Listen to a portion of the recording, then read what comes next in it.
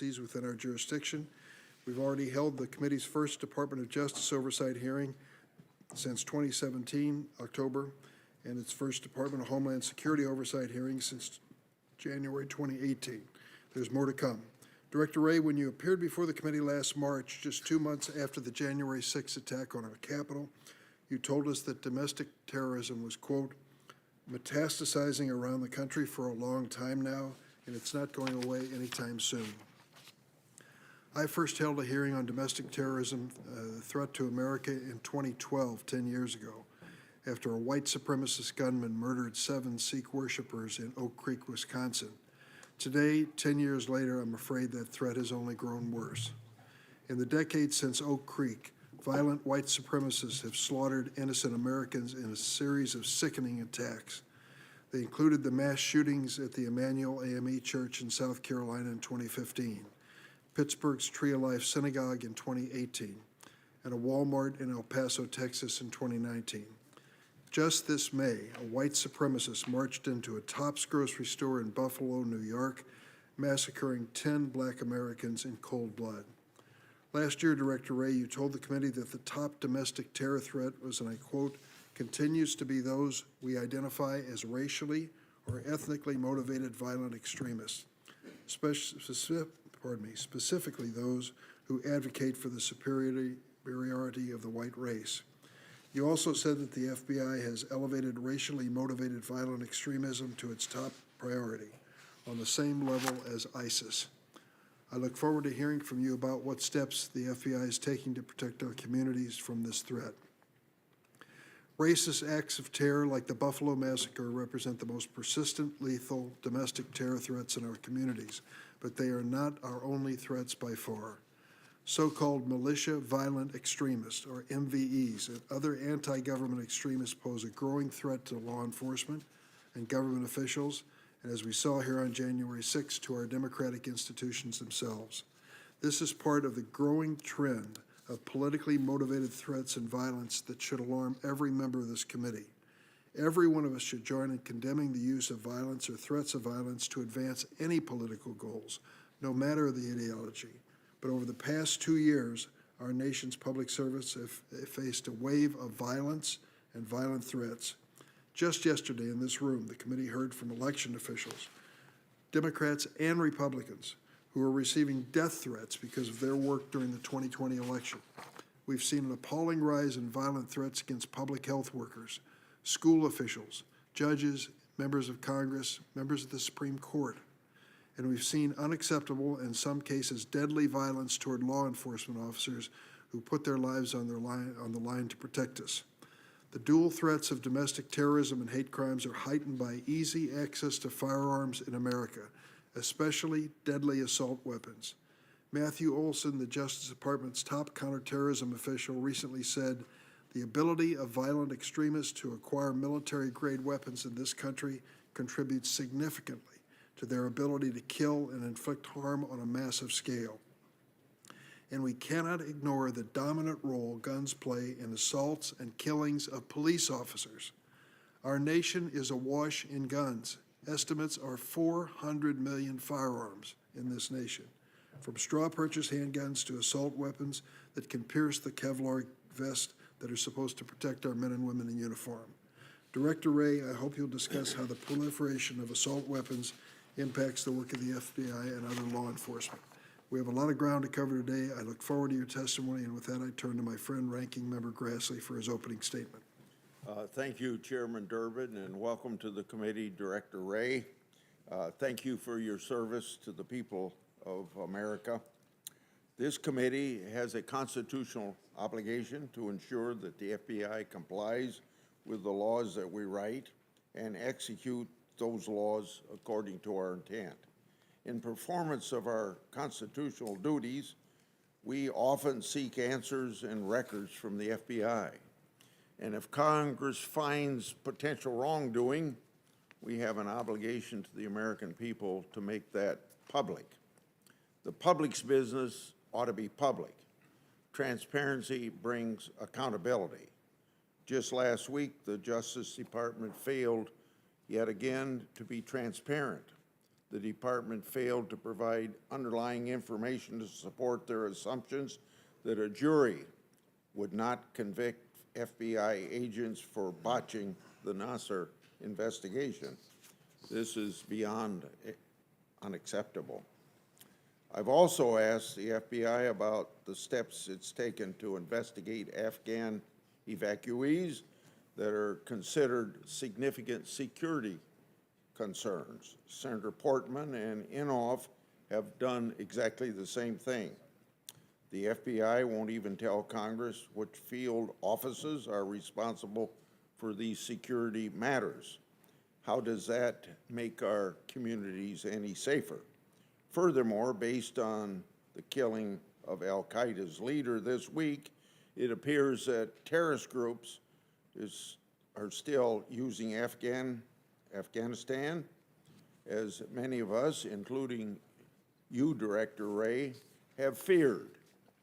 The FBI must provide Congress concrete information about the national security and criminal risk of our communities, what they may face with respect to evacuees that weren't vetted properly.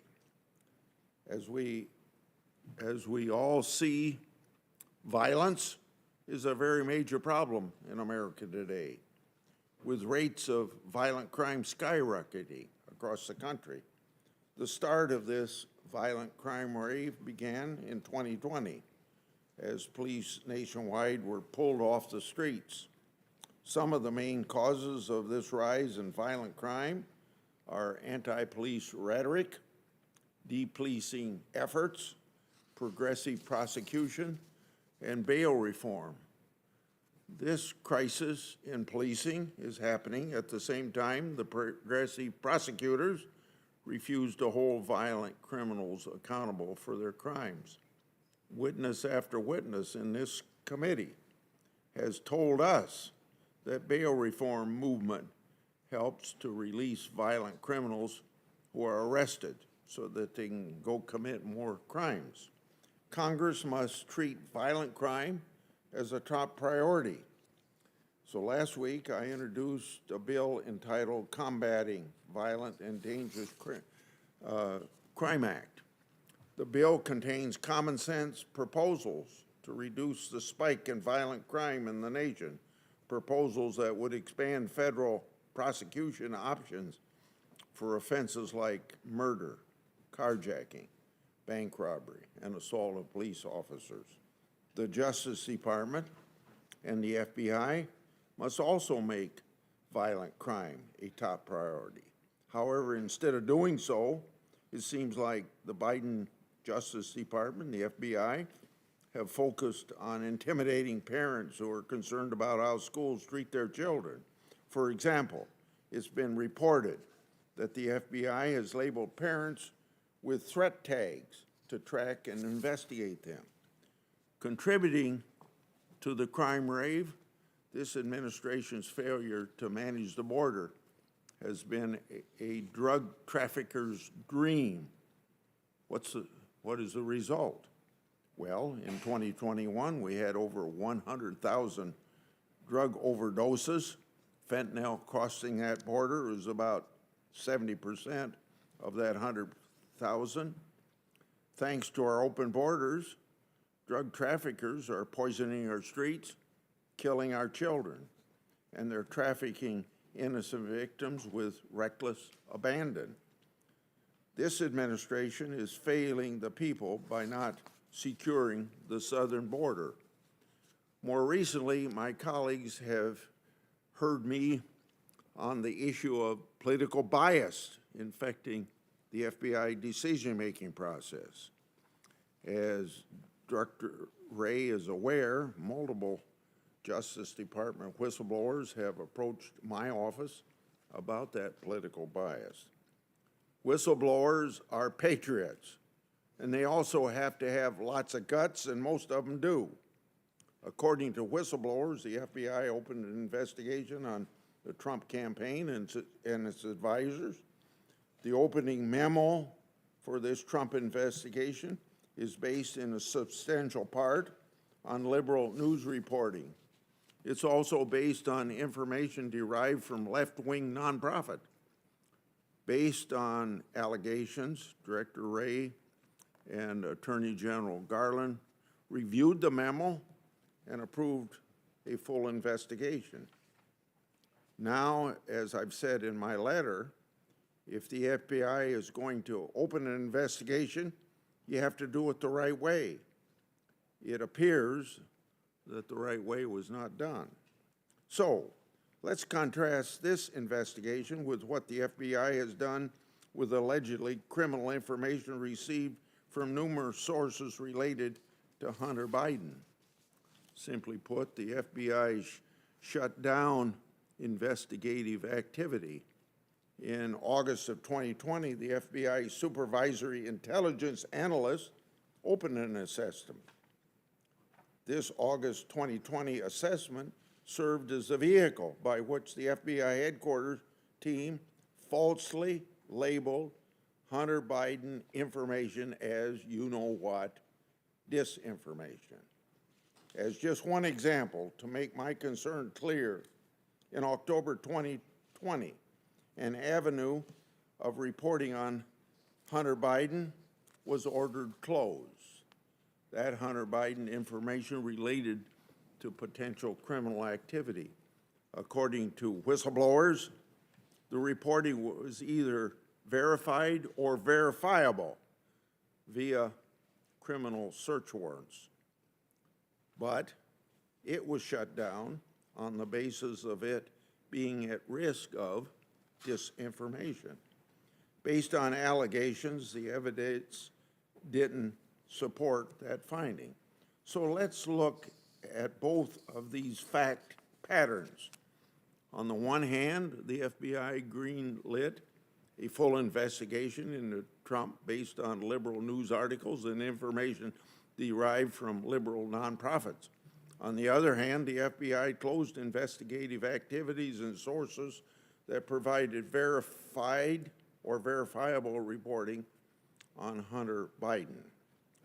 Director Wray, you'll have to explain to the committee and to the country how you'll manage this mess and how you'll clean house. In conclusion, I'm going to make one last point. In August 2020, and I hope my colleagues will pay attention to this timeline. In August 2020, Senator Johnson and I received an unsolicited and unnecessary briefing from the FBI. Now, this briefing reportedly related to our Biden investigation, but in the end, the briefing had nothing to do with it. The briefing was instituted after the FBI received pressure from my Democrat colleagues to do just that. The content of that briefing were later leaked in order to falsely paint the Grassley-Johnson investigation as advancing you-know-what, Russian disinformation. That briefing was held the very same month the FBI opened the assessment that was used to label Hunter Biden's information as you-know-what, disinformation. Considering the timing of these events, the timing draws very serious concern. So I'm asking you, Director Wray, simply put, the FBI's credibility is on the line as the principles that help found and sustain our great nation are also on the line. Thank you. Thanks, Senator Grassley. Director Wray, would you please stand to be sworn?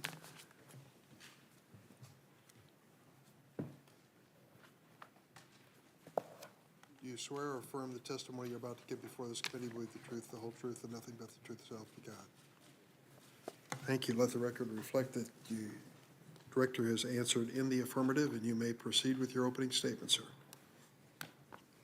Thank you, and good morning, Chairman Durbin, Ranking Member Grassley, and members of the committee. You know, just a couple of days ago, I passed the 5-year mark for my tenure as director, and I'd like to start today by saying just how proud I am to serve alongside the 38,000 men and women who make up the FBI.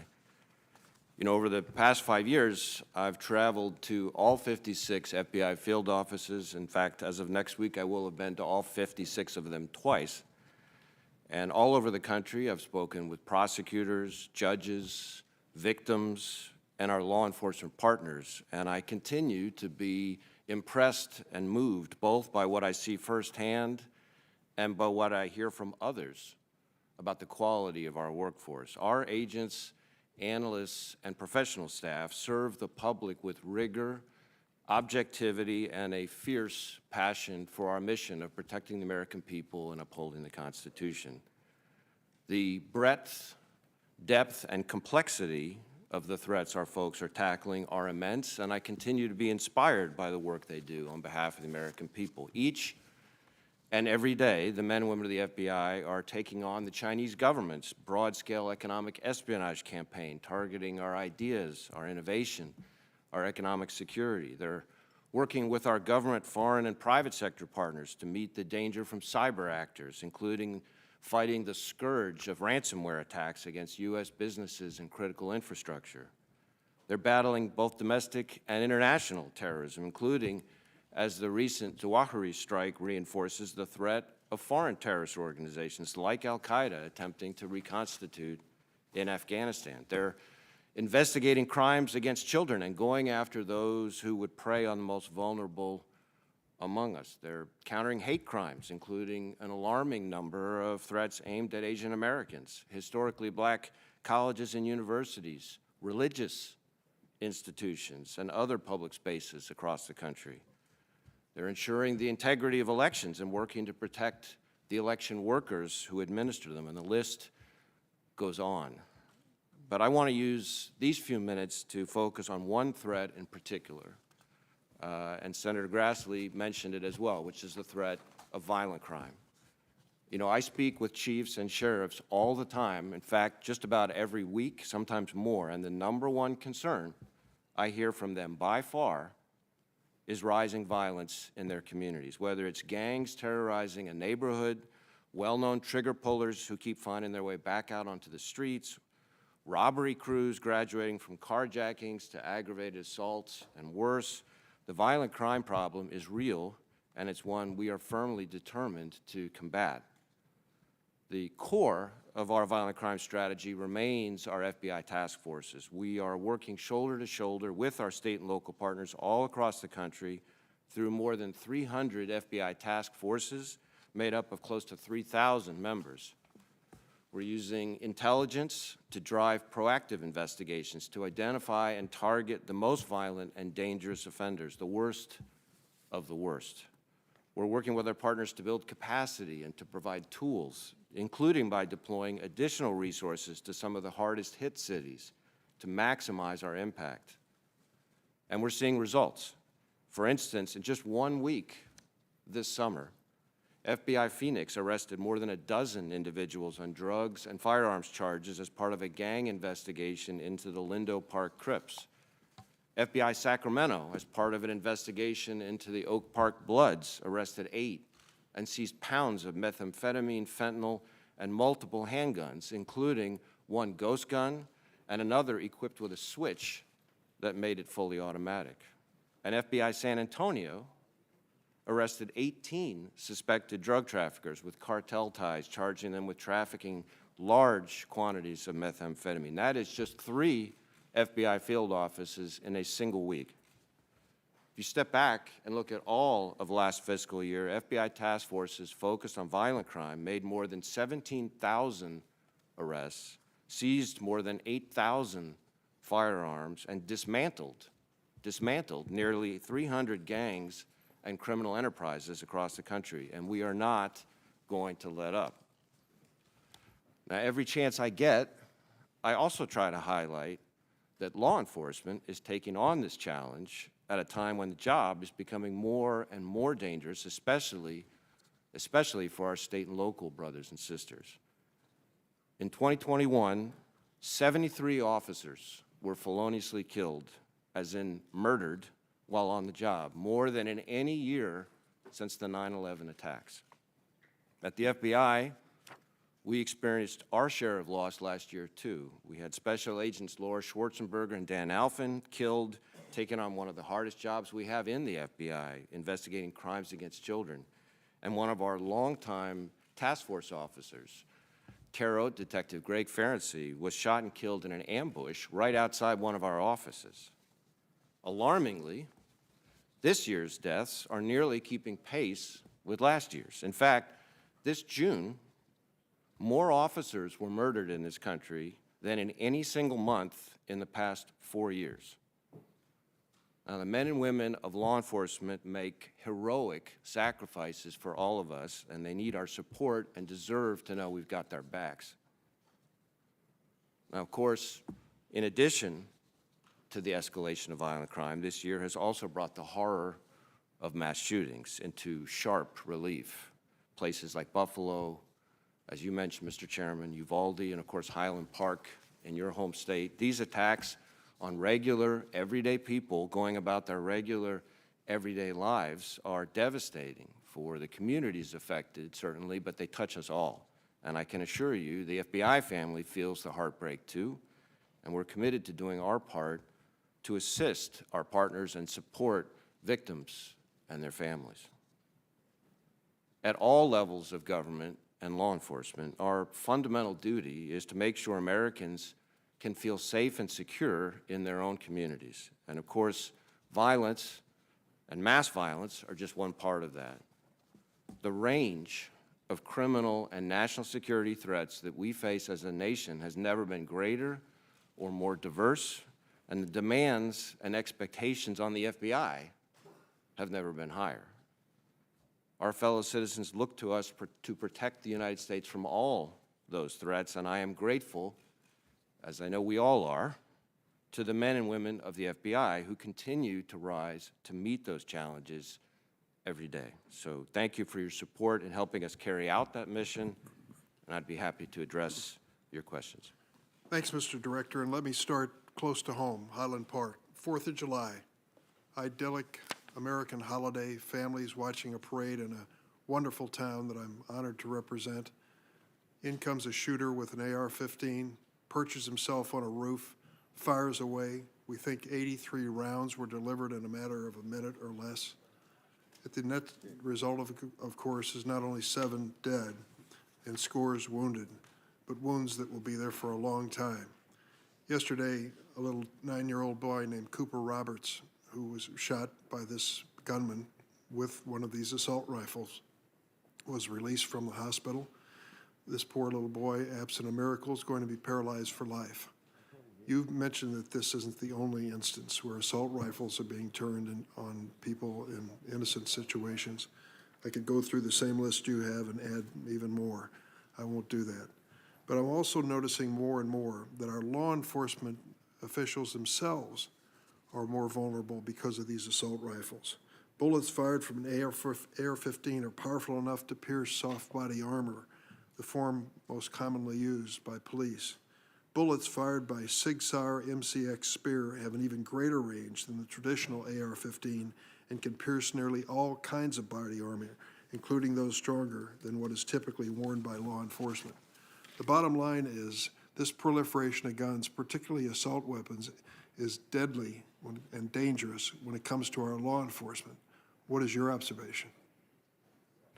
Well, Mr. Chairman, there are an awful lot of really dangerous people out there, and in some days, I will say to those of us in law enforcement, it seems like there are more and more of them, and those people are only more dangerous with more dangerous weapons. And certainly, I know just this week, we had a couple of our agents who were shot at with, I believe, an assault rifle that multiple rounds penetrating the vehicle they were in. Thankfully, they were not injured, but I worry every day about that.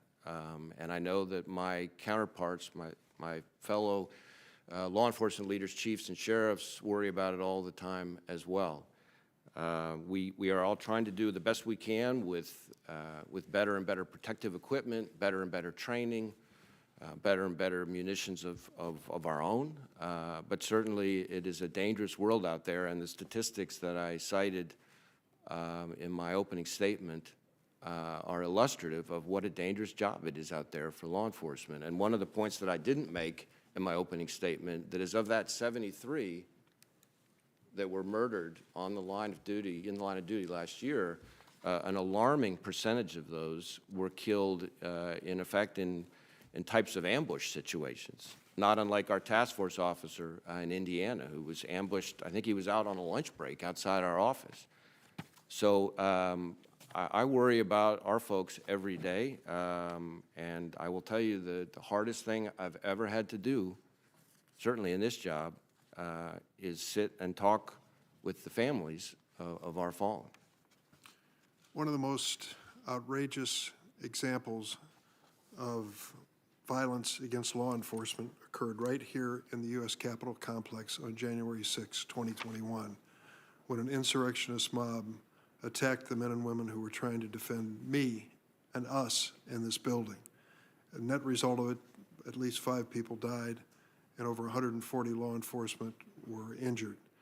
It has resulted in, I think, the largest prosecution in Department of Justice history. The numbers now are 850 suspects have been arrested.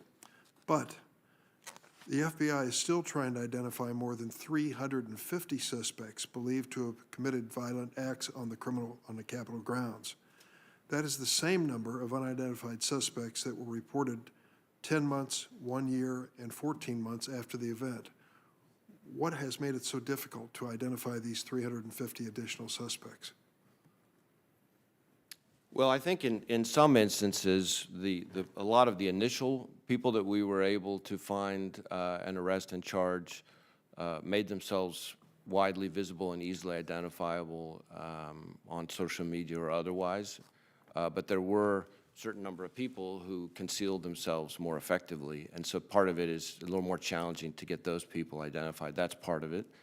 And then, of course, I have to be a little bit careful what I say here, but we are continuing to develop some of the more complicated parts of the investigation in terms of conspiracy charges and that sort of thing. So that may also contribute to some of it.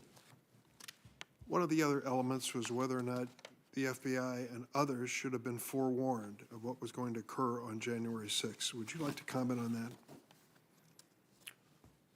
Well, I would say 2 things. One, we and DHS were both throughout 2020 putting out intelligence products warning about the prospect of different forms of politically motivated violence, including related to the election, including even after the election, potentially related to January 6th.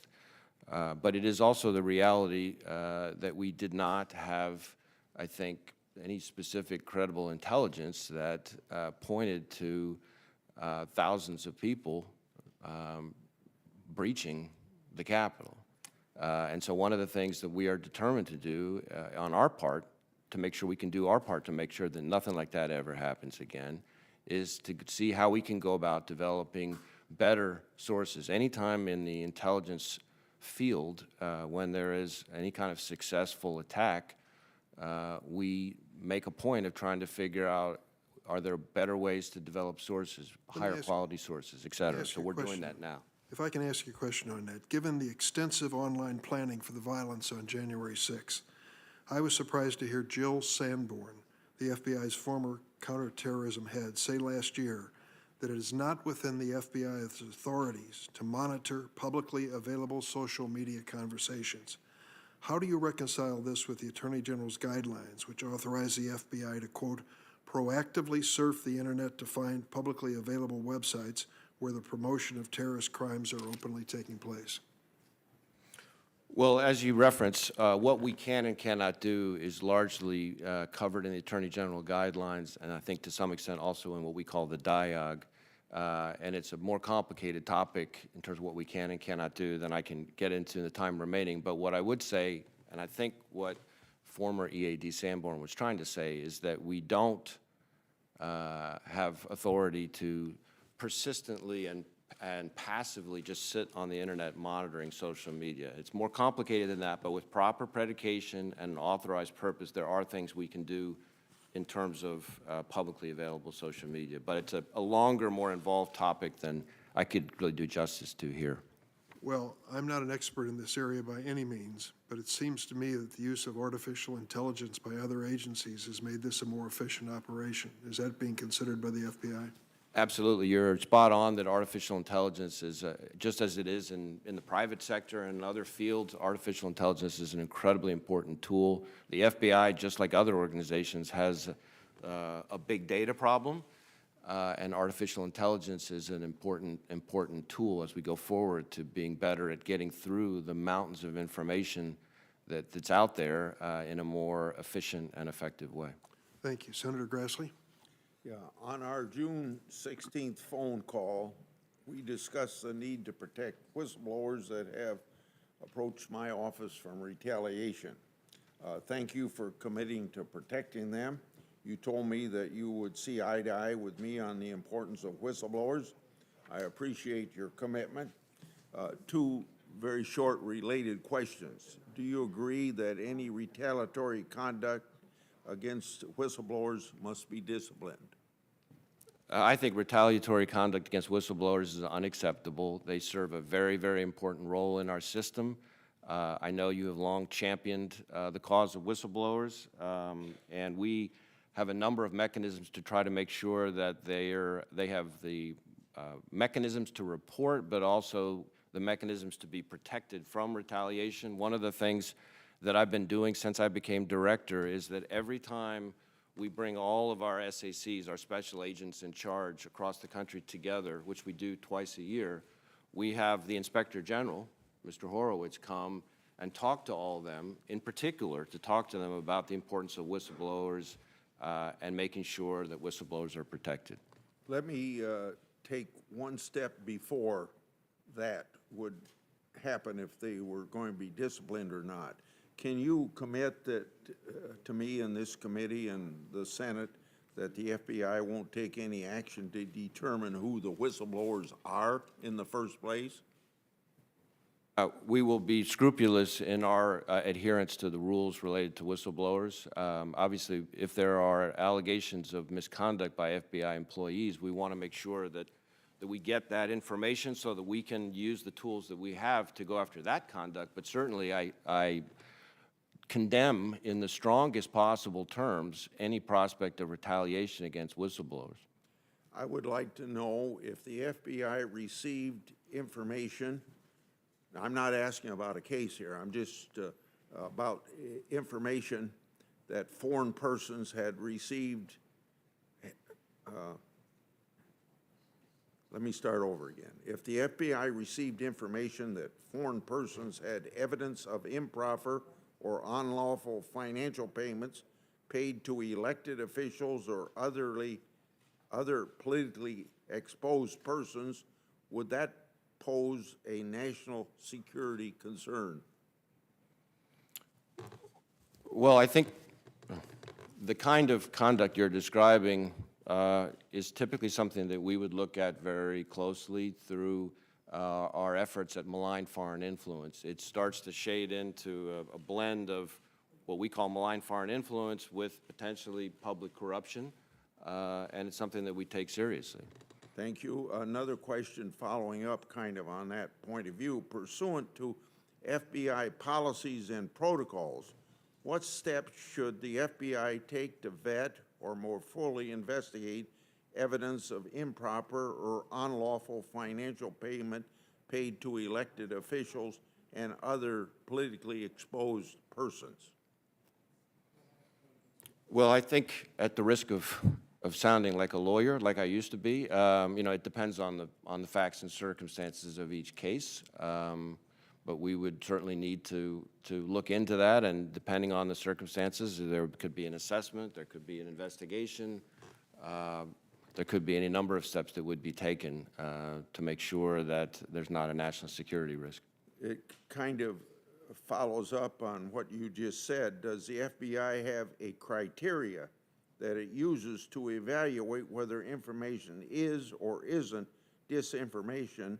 If so, what is that criteria? So when it comes to disinformation, we don't look at I think sometimes this gets lost in a lot of the public commentary. We're not out there investigating whether or not information that we see floating around is truthful or false in the first instance. Our focus in the malign foreign influence space, which is I think what you're driving at, is on whether or not there's a foreign adversary of some sort potentially trying to push the information, and then from there we look into it.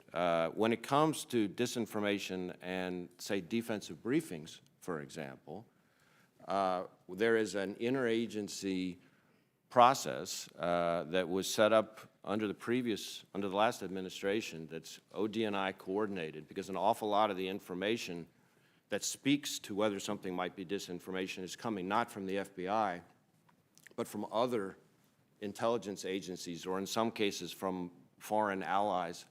And so there's a process to make sure that we are approaching that information consistently and objectively. And of course, the defensive briefings that we do, whether it's for members of Congress, officials in the administration, businesses, universities, what have you, the whole point of the defensive briefing is to share information with the recipient to educate them so that they can make decisions about what they want to do. But again, that's not an FBI coordinated process, an interagency framework led by OD&I on that.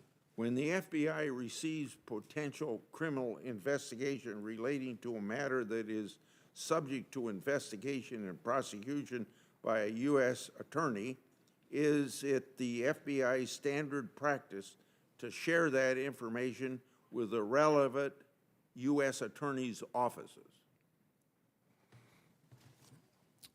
My expectation is that when a particular office has the lead, both the U.S. Attorney's Office and the relevant FBI field office, that if other offices come across that information that's relevant to that, we want to make sure those tips and leads are passed to the responsible office. Okay. The FBI has a FBI Director Special Agent Advisory Committee that presents reports and concerns to you. The committee consists of FBI agents from all of its field offices. It has been alleged to me that FBI agents provided information outlining concerns that the FBI has become too politicized in its decision-making. It's been alleged that those concerns were removed from this year's final report. Wouldn't you agree that field agents' concern of that level of significance should be included in the report? What steps will you take to address the concerns raised by these FBI agents? Well, I have conversations on this topic with agents both on the advisory committees and even outside the committees all the time. So when I go out to field offices, for example, one of the things that I do, and especially in this second round of field office visits, is that I said I want to cut away all the layers between me and the frontline supervisors down at the coalface in the field offices. So in every one of these field offices on this second round of visits, I said no management, just me and them, 45 minutes or so. I want to be able to hear it directly without all the bubble wrap that exists around the FBI director. And I found that to be a very productive way to try to make sure I'm getting closer to, to the action and to the great people we have out on the front lines. I think you've answered the process, but you haven't answered the specific thing about why that information was taken out of the report. Yeah, I'm not familiar with the Can you specific... follow up and get back to me? Let me see if there's something we can share with you on that. Thank you. Senator Feinstein. Chairman, after the release, Director Wray, of the IG report on the mishandling of the Larry Nassar investigation, the FBI publicly promised to, quote, take all necessary steps to ensure that the failures of the employees outlined in the report do not happen again.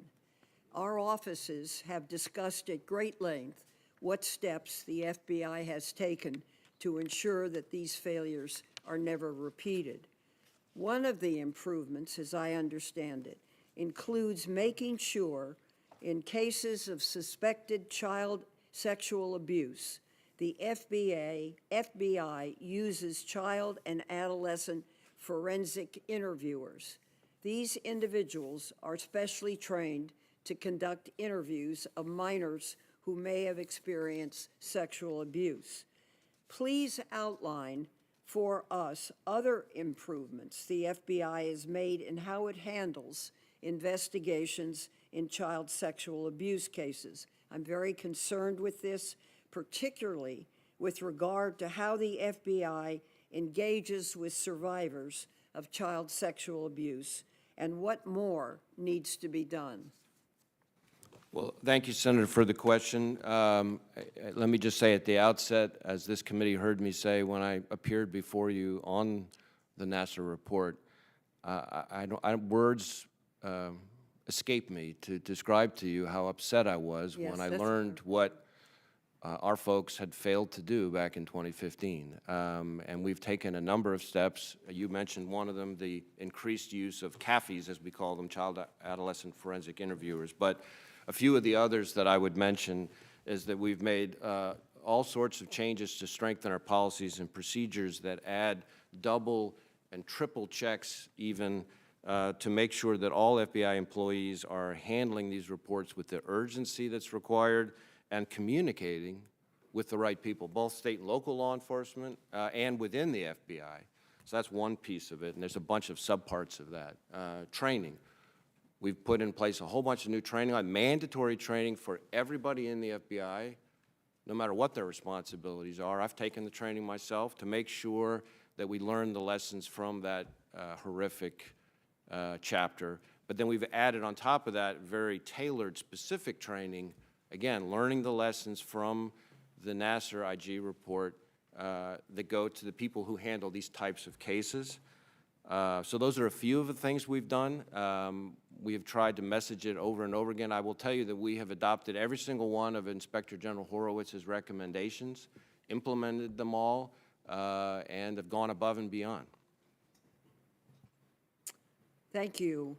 I am concerned about the rise in gun purchases, especially since the FBI is required to abandon any background check that is not completed in 88 days. This is, as I see it, a loophole that's dangerous and would be addressed by a bill I've introduced called the NICS Data Integrity Act. What has the FBI done to ensure the background check system remains effective during this spike in sales of guns? And do you need additional resources or authorities to make sure background checks are completed effectively and efficiently? Well, thank you, Senator, for the question. It's certainly, you are absolutely right that we've had a significant increase in volume of NICS checks that we've, I think in 2020, I think it was, we had a record year of number. And of course, with some of the recent legislation that's been passed, I expect we'll have even more. We have surged resources to try to keep up with the volume and the demand, but we will need more. Congress has already been helpful in giving us some additional resources, but my expectation is that we will continue to need more resources, not just personnel resources, but systems, IT resources, because the whole essence of the NICS system is taxing in terms of system upgrades and so forth, and the interconnectivity and the accessibility for our state and local partners and so forth. So, so we will need more resources. I'm not in a position to comment on specific pending legislation, of course, but I am confident in telling you that we will continue to need resources for personnel and IT upgrades. I wonder, since over the 300,000 potential firearm sales were blocked in 2020, I congratulate you for this. Can you give us some reference to the kinds of things that were blocked? Well, the transactions that are blocked are transactions where somebody who's a prohibited person is trying to purchase a weapon. Obviously, the biggest chunk of those are people who are convicted felons. And you might be surprised, but it's sometimes remarkable how many convicted felons still walk into a gun store and try to buy a gun. Of course, there are, under Section 922, a number of other prohibitors as well. Domestic violence, mental illness. Again, I'm using layman terms. The language is more specific in the statute. But the full range of prohibitors are involved in the denials that we have made. Thank you. I want to just point out that since I'm from the West, since the beginning of the pandemic, the Asian American and Pacific Islander community has seen a deeply disturbing increase in hate crime incidents. Last year in my hometown of San Francisco, city officials reported a 567% rise in hate crimes against Asian Americans and Pacific Islanders. San Francisco police received reports of 8 incidents of hate crimes against this community in 2019 and 9 reports in 2020. In 21, there were 60. So it's up. We believe that this is not unique to California, and I am concerned with it. How is the FBI working with state and local officials to help combat the rise in hate crimes against Asian Americans and Pacific Islander communities?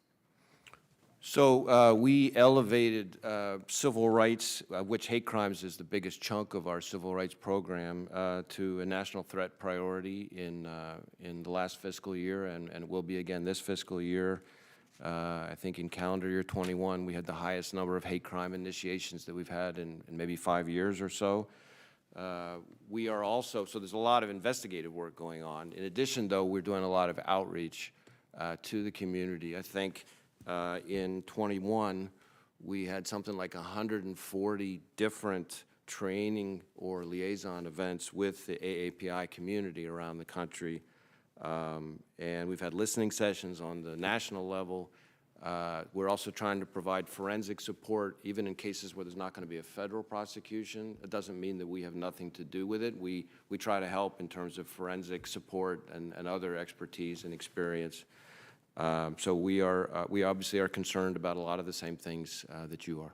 Thank you for that. It's much appreciated. Thank you. Thanks, Mr. Chairman. Thanks, Senator Feinstein. Our friend and colleague, Senator Cornyn, is recovering from COVID. We wish him well, and he's going to join us virtually now in questioning the director. Senator Cornyn, are you with us? Thank you, Mr. Chairman. Can you hear me all right? We can hear you. Yes, Senator. Good morning, Director Wray. Senator Grassley talked about the unprecedented amount of illegal drugs that are coming across the border that contributed to the overdose deaths of 108,000 Americans last year alone. I want to ask you, you alluded to the FBI task forces that deal with crime in communities all across the country. Are criminal street gangs the primary distribution network for those illegal drugs that come across the border? That's certainly, I think anecdotally, I don't know that I have the intelligence assessment in front of me, but I think we would say that criminal street gangs are the vehicle that we interact with the most as distribution mechanisms for drugs that are coming from the cartels and transnational criminal organizations south of the border. And these criminal street gangs, I think you alluded to this, are responsible for a significant portion of the violence, including gun violence in communities across our country as they battle for market share and territory, correct? Absolutely right.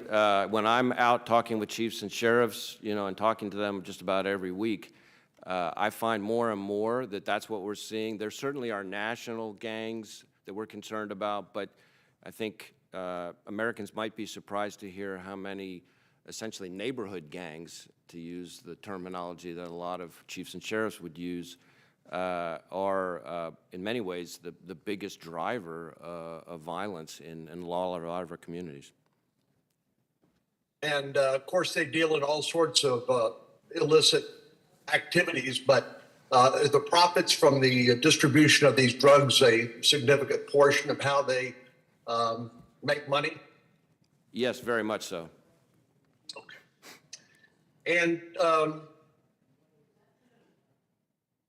when you talk about the rise in violent crime being one of your most urgent concerns, I think the country certainly would agree with you. The statistics tell the tale of the significant spike in crime, and of course, along with it, the public concern for that. Would you attribute some of the violence, increased violence that you're seeing to these gangs, to their drug business? I'm trying to figure out if you will agree with me that there is a nexus between drugs, gangs, and guns. Is that correct? Absolutely. I mean, one of the first things I'm asking about in all these field office visits, both to our own people and to our law enforcement partners, when we sit privately and have listening sessions where I'm really asking them questions, that's what you just said is something I hear about over and over and over again. Well, I know there's been a lot more attention focused on the border in terms of the flow of migrants across the 3 million encounters the Border Patrol has had. But one of the tactics, it looks like, that the cartels are using is to overwhelm the Border Patrol and other U.S. law enforcement agencies so they can then move the drugs across the border.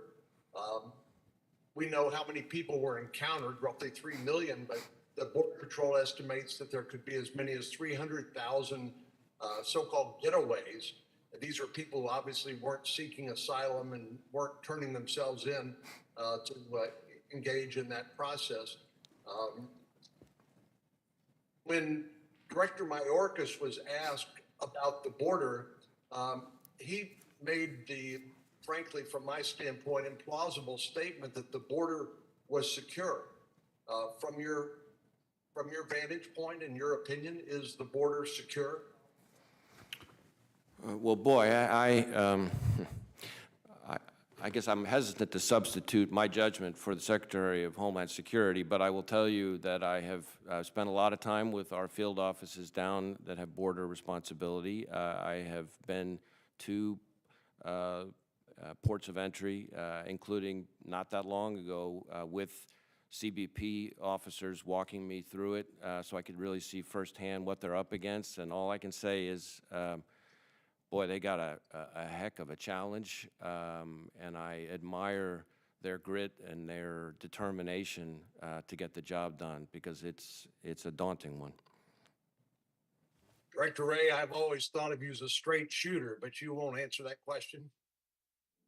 Well, look, I think the border presents significant security issues. There's a wide array of criminal threats that we encounter down at the border. You mentioned a little bit in some of your questions the transnational criminal organizations that use diverse and complex methods to traffic drugs. That then cascades over into prison and street gangs who distribute it. We are trying to tackle it on our end in support of our partners, both DHS but also state and local partners, not just on our side of the border through the task forces that I mentioned, but also on the other side of the border. We have, I think our biggest LEGAD office is in Mexico City. We have transnational anti-gang task forces that we work with our local partners in the Northern Triangle. But it is a major challenge, and it represents significant concerns for us. In my most recent trip to the border, Senator Cruz and I took a number of our Republican conference down to the border, many of whom had made that trip before.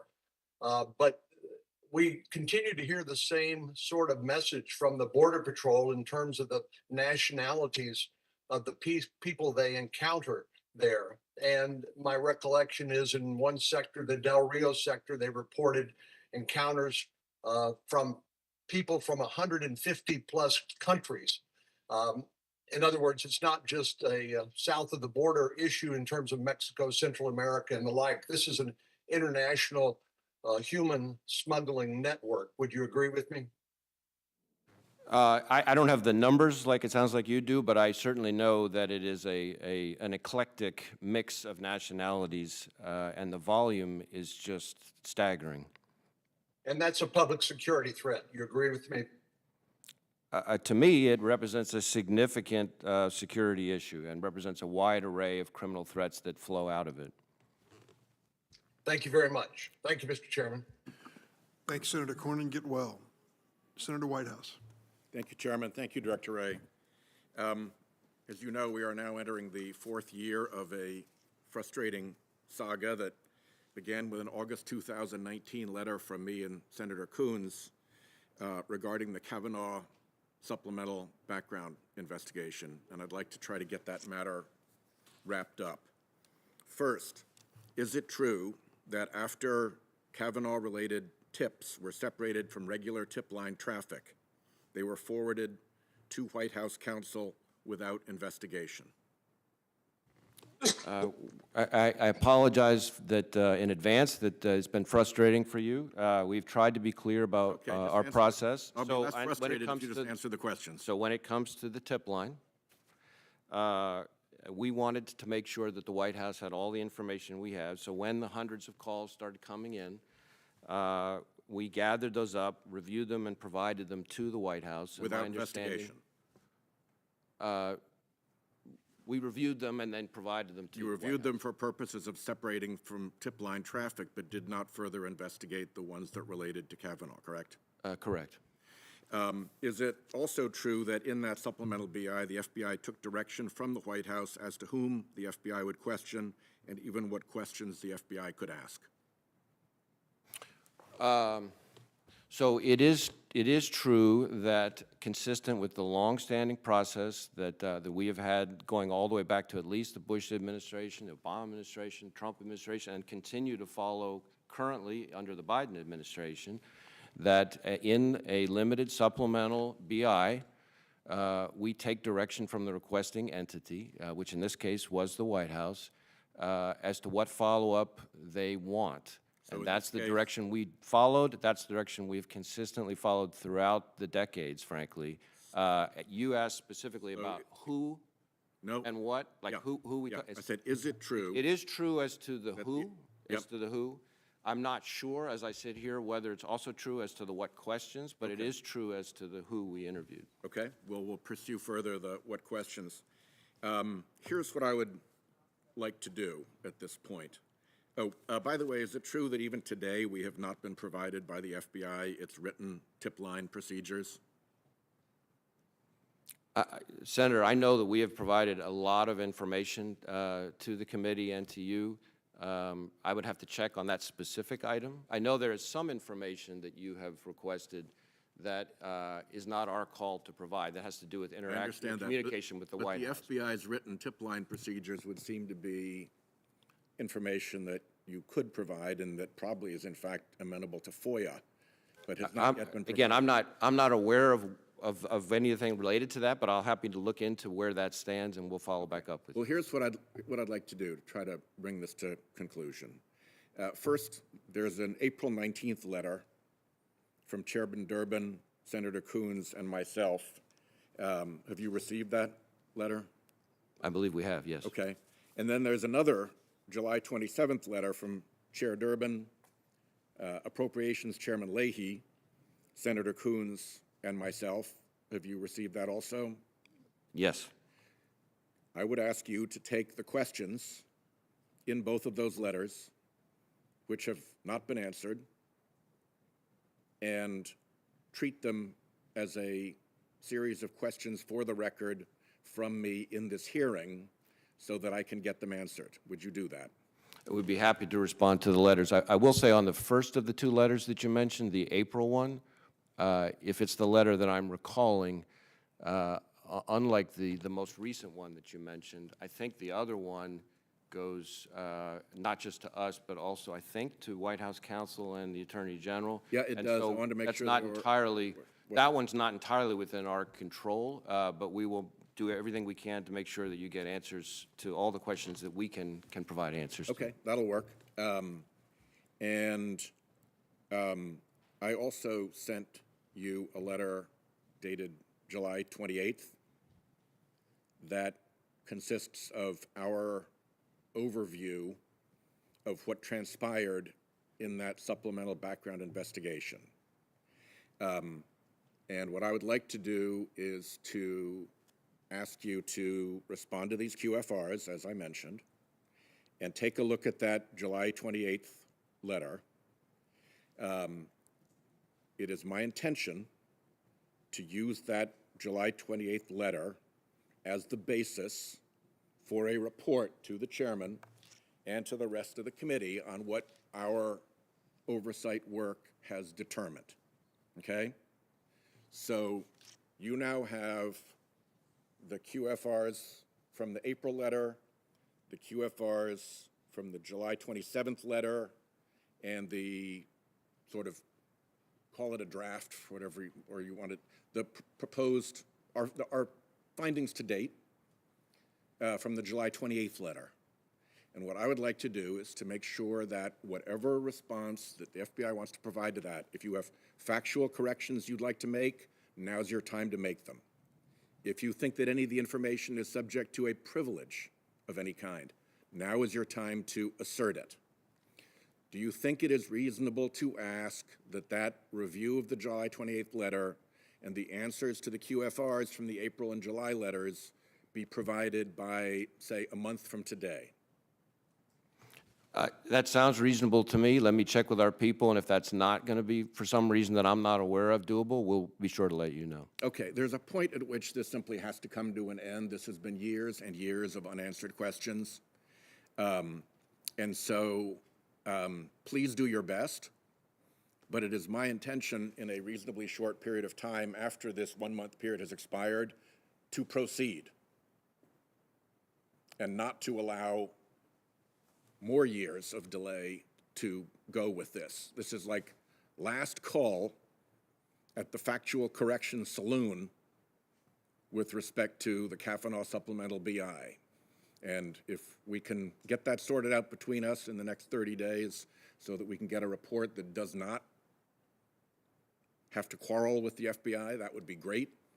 But at some point, I've just got to proceed, and it is my intention to proceed within the time frame that we have described. Fair enough? Understood. Thank you. Thank you, Senator Whitehouse. Senator Lee? Thank you, Mr. Chairman. Thanks for being here today, Director Wray. I want to talk for a moment about the Foreign Intelligence Surveillance Act and specifically Section 702 of FISA.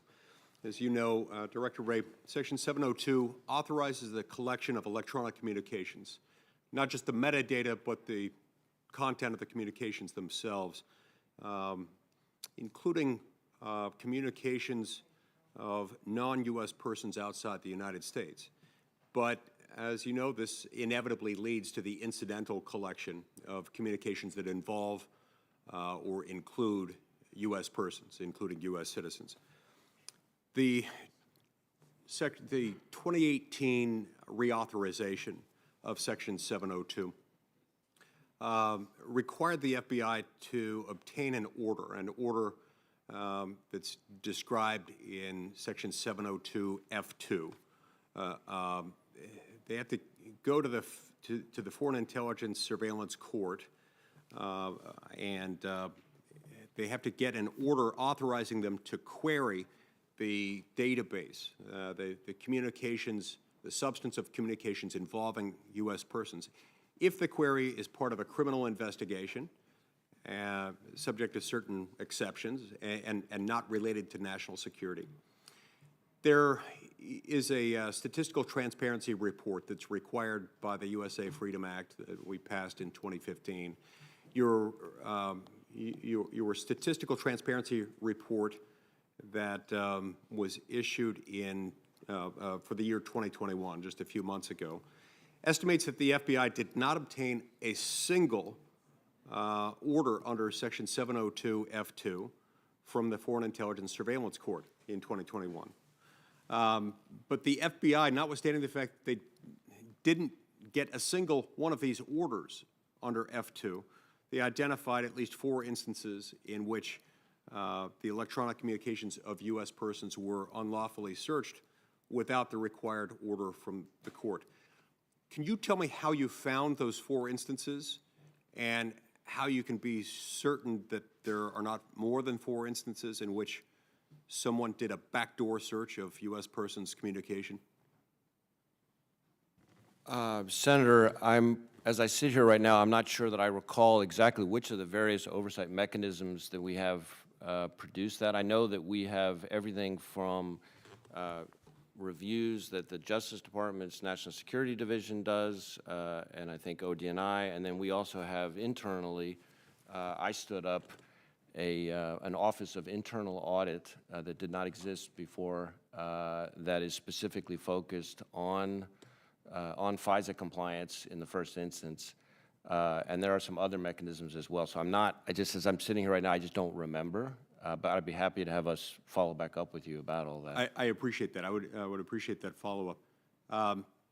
You know, when our government is able to collect as much information as it is, and we do need these authorities in order to keep ourselves apprised of communications going on outside the United States by non-U.S. persons about us and bad things they want to do to us. But when it comes to American citizens, they have a reasonable expectation of privacy. And when you have that much ability to collect that much information, record that many conversations of unsuspecting, law-abiding American citizens, and there really do have to be procedures in place to make sure that there's probable cause and a probable cause-based warrant in order to search those, because that really is just a backdoor search and a potential end run around the Fourth Amendment. So I've got other issues I want to cover, but I would appreciate follow-up from you on that, and I really do believe this helps prove. If there were 4, first of all, I found it implausible, the idea that they never needed to get a 702 F2 order. Secondly, the idea that there were 4 and only 4 instances in which this provision of FISA was violated, I find that utterly implausible. Another issue I wanted to discuss with you relates to what we've seen ever since the leaked draft of Justice Alito's opinion in the Dobbs case. We've seen a pattern in which pro-abortion activists have violently targeted over 82 churches and pregnancy centers, spray painting threatening messages and breaking windows and firebombing in some instances. This is occurring in addition to those who have been encouraging protests outside the homes of Supreme Court justices and otherwise threatening the type of things that can lead to violence and encouraging what could become violent behavior. The pro-abortion group, known as Jane's Revenge, is taking credit for many of the attacks on pregnancy centers and on churches across the country. These, of course, endanger a lot of people, including volunteers and employees, people who are just coming to worship or to seek health care of one sort or another. How many domestic terrorism investigations does the FBI currently have open under the category of abortion-related violent extremism? I don't have the exact number, but I can tell you that we have opened a number of domestic violent extremism investigations using our joint terrorism task forces that are specifically focused on attacks or threats against churches, pro-life organizations, pregnancy resource centers, similar types of organizations, including, for example, I know off the top of my head, we have one, in Senator Grassley's home state of Iowa, in Des Moines. We have one in Senator Blackburn's state of Tennessee. I think we have one in Senator Tillis's state in North Carolina, Lincolnton. I'm glad to hear that there are a I believe. number of them that are open, and I'll appreciate getting more stats from you. As you know, Congress passed a law dealing with this, the Freedom of Access to Clinic Entrances Act, codified at 18 U.S.C. 248. And it prohibits the obstruction, injury, intimidation, or interference with any person who's either seeking to enter a clinic to obtain reproductive health services, and also people seeking to exercise their right of religious freedom at a place of religious worship. You have any idea how many investigations of pro-abortion activists have resulted in federal prosecutions under the Freedom of Access to Clinic Entrances Act? I don't have that number. Okay, I'd appreciate it if you could get that to me as well. Look, considering the large number of churches and abortion centers that have been firebombed and otherwise attacked, has a tag threat been created for investigations associated with those attacks? I am sure that we have threat tags related to this. I don't know what the threat tags are. I will say this: we put out when the opinion first leaked, we put out a directive to all of our field offices to be looking actively for potential threats of the very sort you're talking about. And I want to be crystal clear on this. From our perspective, I don't care what side of the issue you're on. I don't care who you're upset with or what you're upset about on an abortion or anything else. You don't get to use violence or threats of violence to act on it. And we're going to go after that conduct aggressively. And I feel very strongly about that, and I've communicated that very strongly to all of our field offices and our workforce. Thank you. Thank you, Senator Lee. Senator Klobuchar. Thank you very much, Director Wray. Thanks for your really good work and the work of your agents, including in my state. I wasn't going to start this way, but I think I should follow up a bit on what Senator Lee was talking about. That is that last month, Senator Durbin held a hearing, and Dr.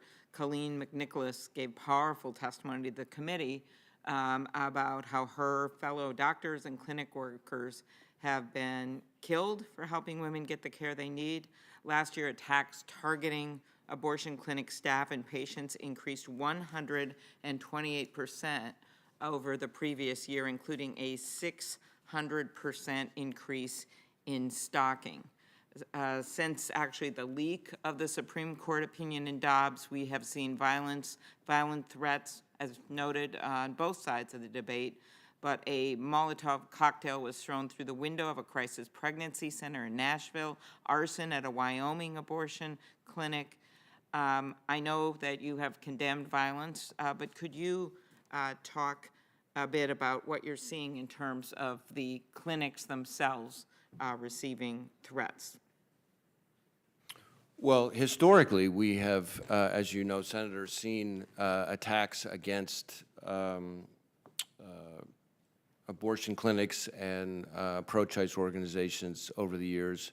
I think what has happened since the Dobbs opinion leaked is a general intensification of violence across the issue, but we have seen a notable uptick in violence, which we had not seen as much of before, directed at the kinds of organizations and facilities that Senator Lee mentioned. But there's absolutely the kind that you mentioned as well, and I think this is part of a larger phenomenon that we are experiencing in this country right now, which is, I understand that passions run high, especially on an issue like abortion, but there are just way too many people who seem to think that that justifies engaging in violence and destruction of property and threats of violence. You mentioned Molotov cocktails.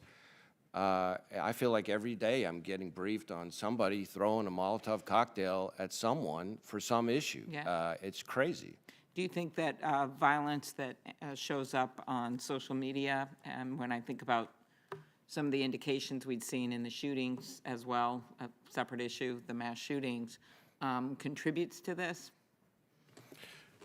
I certainly think that social media has provided a bullhorn for issues and animosity and anger and passion and rage that it may exist anyways, and it provides for a level of speed and dissemination of hate and anger that is definitely part of the issue here. Okay, I'm going to do some quicker questions now. You know our U.S. Attorney in Minnesota, Andy Lugar, he's announced a new strategy to address violent crime. directs federal law enforcement to prioritize these cases, including carjackings, trafficking of firearms. Every federal prosecutor in his office is now taking on violent crime cases. Can you talk about, very quickly, how the Bureau is coordinating with our U.S. attorneys on the violent crime issue? So as I mentioned in my opening statement, violent crime, I think, is the number one issue I hear about from our law enforcement partners and, frankly, from the U.S. attorneys, including your U.S. attorney. We are trying to go at it through a whole bunch of mechanisms. Our task forces, which I mentioned, is the biggest vehicle. We also have created a violent crime rapid deployment team, which we have surged to individual hotspots to surge and bring additional sustained impact. We have local task forces that are formed to deal specifically with carjackings, which seem to be on the rise again in a lot of cities. But we're also doing some things that I think other people wouldn't necessarily think of as much. You know, our task forces south of the border, you know, are also engaged in trying to prevent the violence from coming across. Our NICS denials, the rate that's already been talked about here, those are preventing guns from getting in the hands of, using the laws on the books of prohibited persons, felons, people who should not be under anybody's definition with their hands on it. So there's a number of things like that that we're doing. Good. You and I talked last time, or maybe it was time before, about the report that came out of the Rules Committee on January 6th in terms of recommendations that Senator Blunt and Portman and Peters and I did.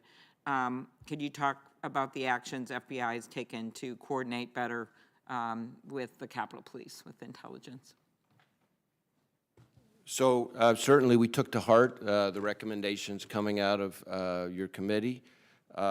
We have tried to go at that a couple different ways, building in greater redundancies in the way in which we communicate the information, including the instructions to make sure that information, for example, like the much discussed Norfolk SIR, that gets to the right people at the right levels within the organizations.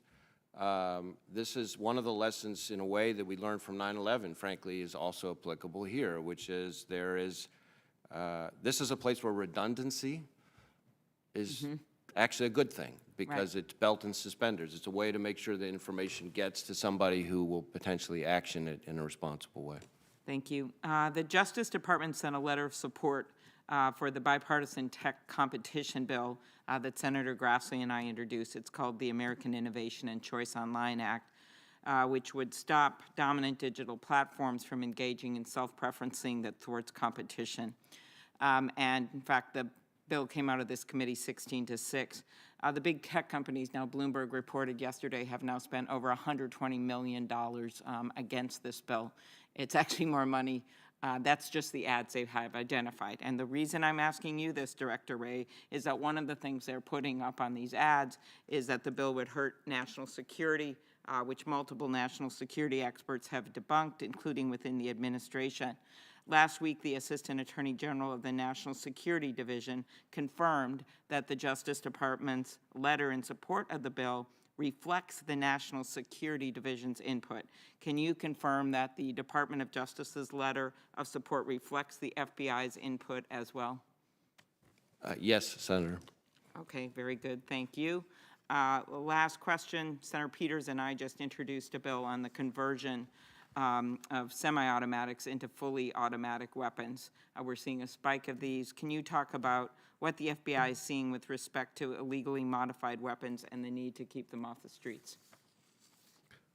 Well, I certainly haven't seen the legislation itself, but the issue more generally, certainly we are seeing, and I think I mentioned just one example, you know, in my opening statement, an alarming number of situations in which weapons are modified to make them fully automatic, and it's almost invariably happening in the hands of somebody who is a dangerous criminal to begin with, and is now just even more dangerous. Okay, thank you. And Mr. Chairman, you held yesterday a really important hearing on threats on election workers. I hope one of my colleagues asked about that, but otherwise I'll put the question in writing. Thank you. Thanks, Senator Klobuchar. Senator Cruz. Thank you, Mr. Chairman. Director Wray, I'm deeply concerned that the FBI and the Department of Justice have become thoroughly politicized.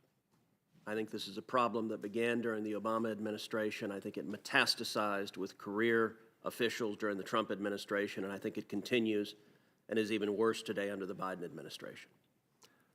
I don't believe you personally reflect that politicization, but I think you've been unwilling to root it out and unwilling to hold people accountable for the politicization. I hear regularly from FBI agents and from professionals at the Department of Justice who are dismayed that our law enforcement has been weaponized and politicized rather than remaining apolitical as it has been for the history of our country. Yesterday, it was reported that Project Veritas had obtained a copy of an FBI training material which listed various symbols and themes which, in the FBI's estimation, were indicative of, quote, militia violent extremism.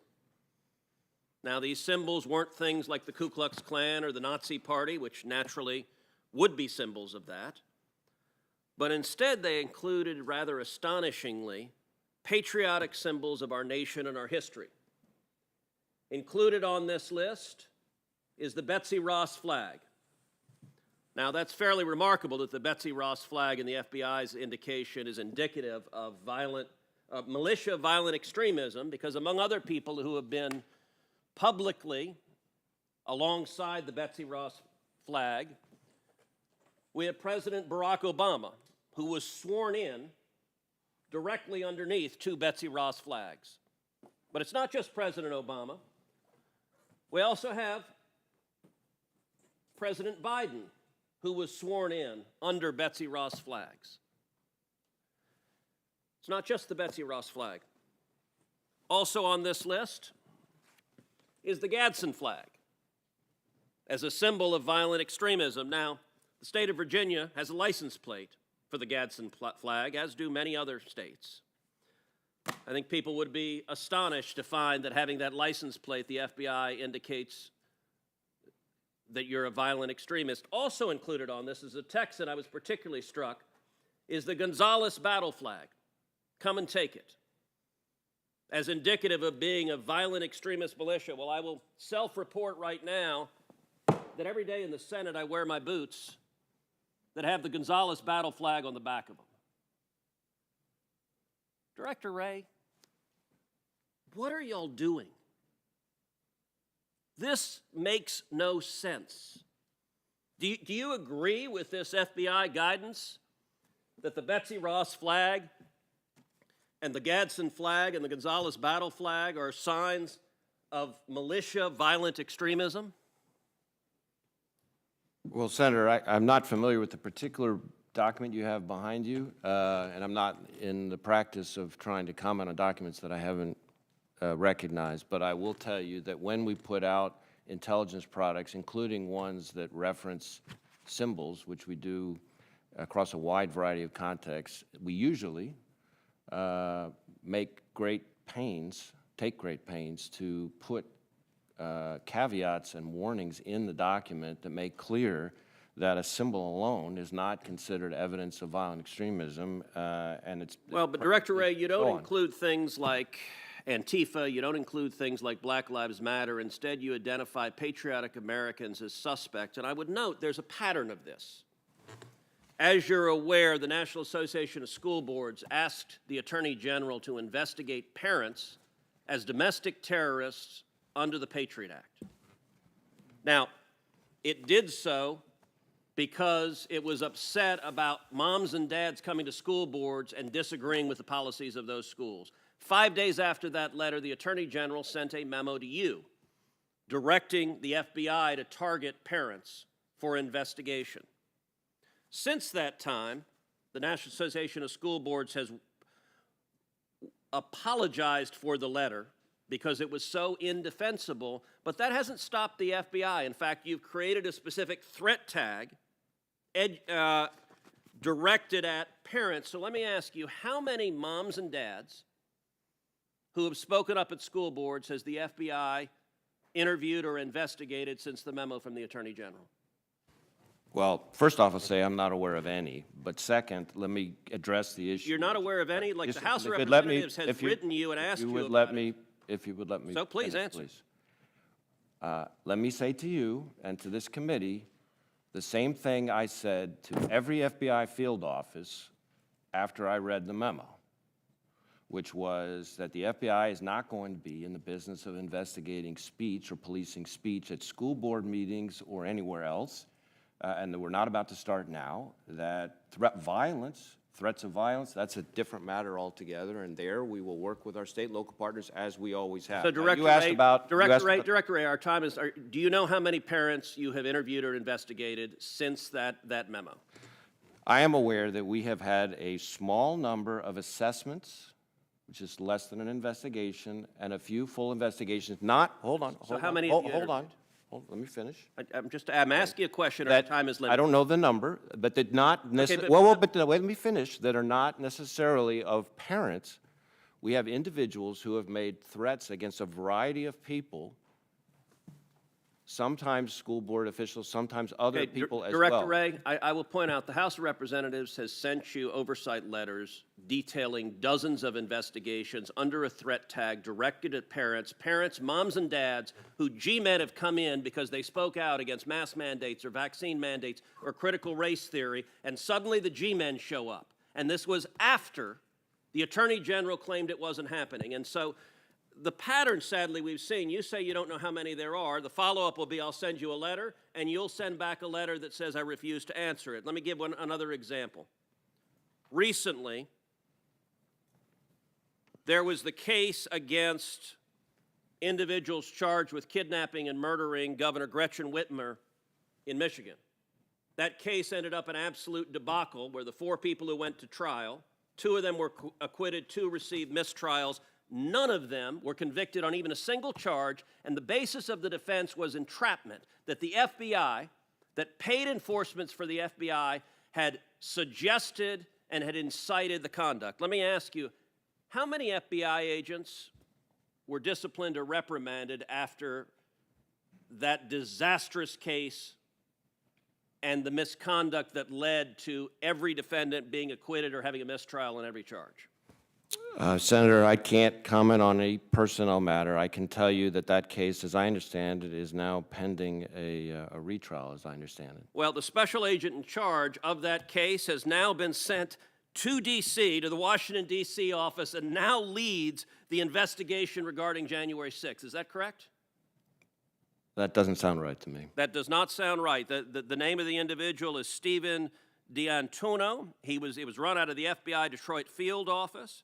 And by the way, I will point out that the lead investigator, Special Agent Track, are you aware that he was apparently fired for allegedly beating his wife after coming home from a swingers party, and he'd made multiple derogatory political posts about President Trump showing political bias? Are you aware of that? I am aware of, I think, the incident you're describing and action that was taken about it. To clarify on the first part of your question, Mr. D'Antuono was the special agent in charge of the office, the Detroit field office, and is now the assistant director in charge of the Washington field office. I thought you were asking about the agent who was responsible for the So the guy in charge got promoted and is now in charge of the January 6th investigation. The guy in charge of the whole Detroit field office is now in charge of the whole Washington field office. That is astonishing. Senator Coons. Thank you, Chairman Durbin. Director Wray, welcome. Thank you. I want to start by thanking you and the 38,000 men and women of the FBI for their service and devotion to our country, the Constitution, the rule of law. I want to thank you for the FBI's efforts that have made a concrete difference in my hometown and my state in recent weeks. In just the last few months, actually, the FBI has worked with law enforcement and prosecutors in Delaware to secure convictions in murder for hire, stalking, kidnapping, firearms, and child pornography cases. I've paid close attention in my 22 years in elected office at the county level and here in the Senate on state, federal, and local partnerships in law enforcement, and the FBI is making a difference in reducing violent crime in Wilmington and in Delaware. President Biden, in his State of the Union 6 months ago, said clearly, we shouldn't have to choose between safety and equal justice. We should come together to protect our communities, restore trust, and that the answer is not to defund the police, but to fund the police with resources and training needed to properly protect our communities.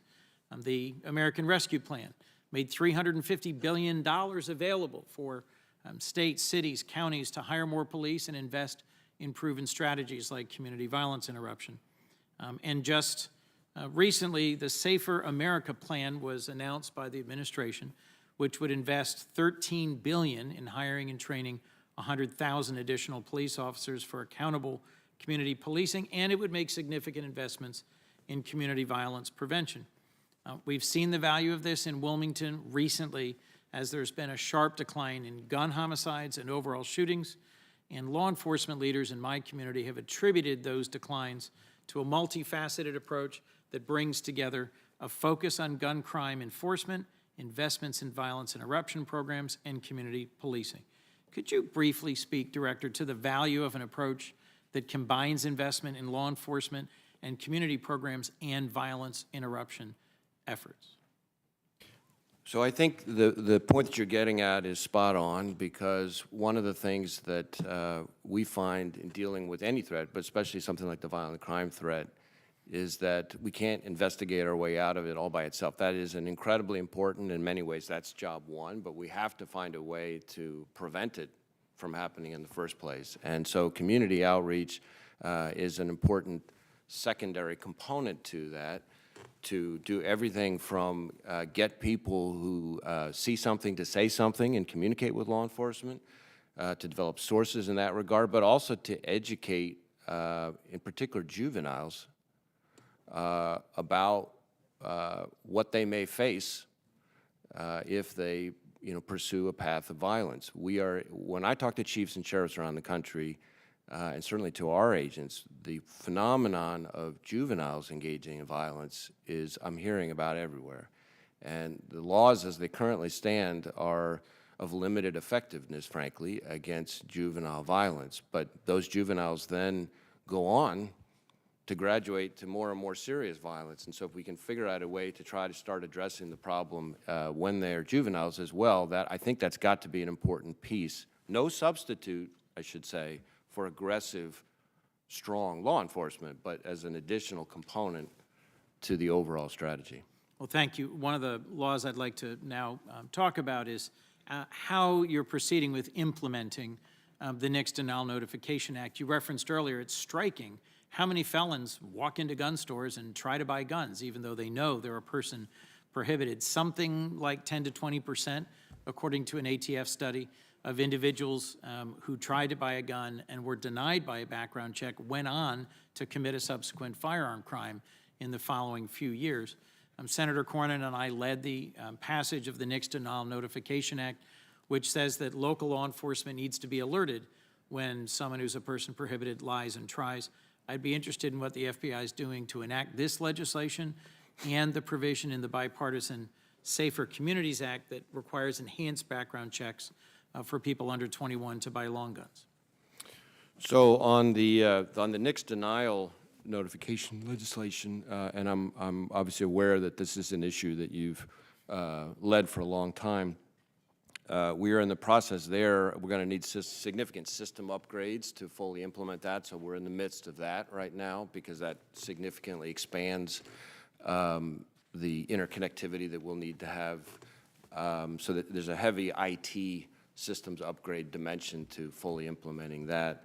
On the more recent legislation that you mentioned, there will be a number of new fronts where I anticipate us interacting both with state and local colleagues on the juvenile issue, in particular with FFLs over the stolen gun potential offer for resale issue, and then also on the option for FFLs to use the system for employees that they're onboarding. So they're going to be, I think, significant demands on both our personnel and in particular as well on our systems as we go forward under both pieces of legislation.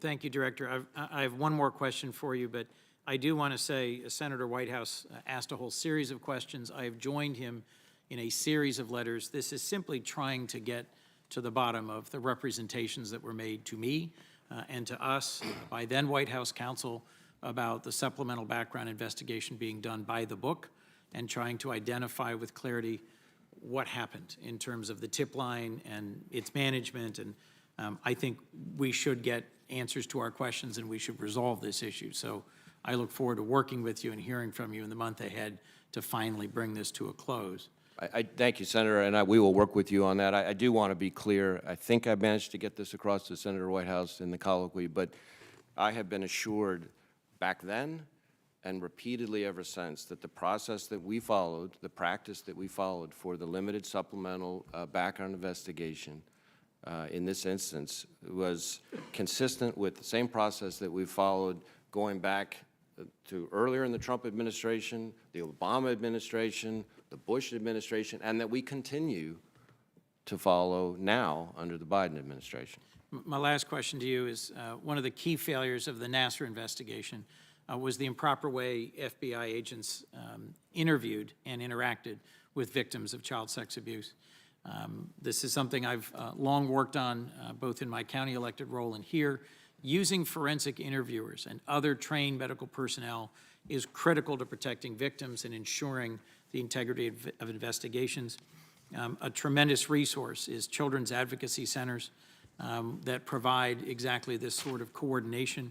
I'm working with Senators Klobuchar and Cornyn on a bipartisan bill that would require the FBI to bring together multidisciplinary teams of trained professionals in child abuse investigations. Could you just briefly speak to the value of partnering with the existing child advocacy centers and whether or not you would support legislation that would codify this requirement so that this implementation of an OIG recommendation would extend permanently? Well, as to legislation, I would have to review it. I'm not in a position to comment on specific legislative ideas, but I will say that I share your view that this is a very specific skill set and requires a very specific touch and sensitivity.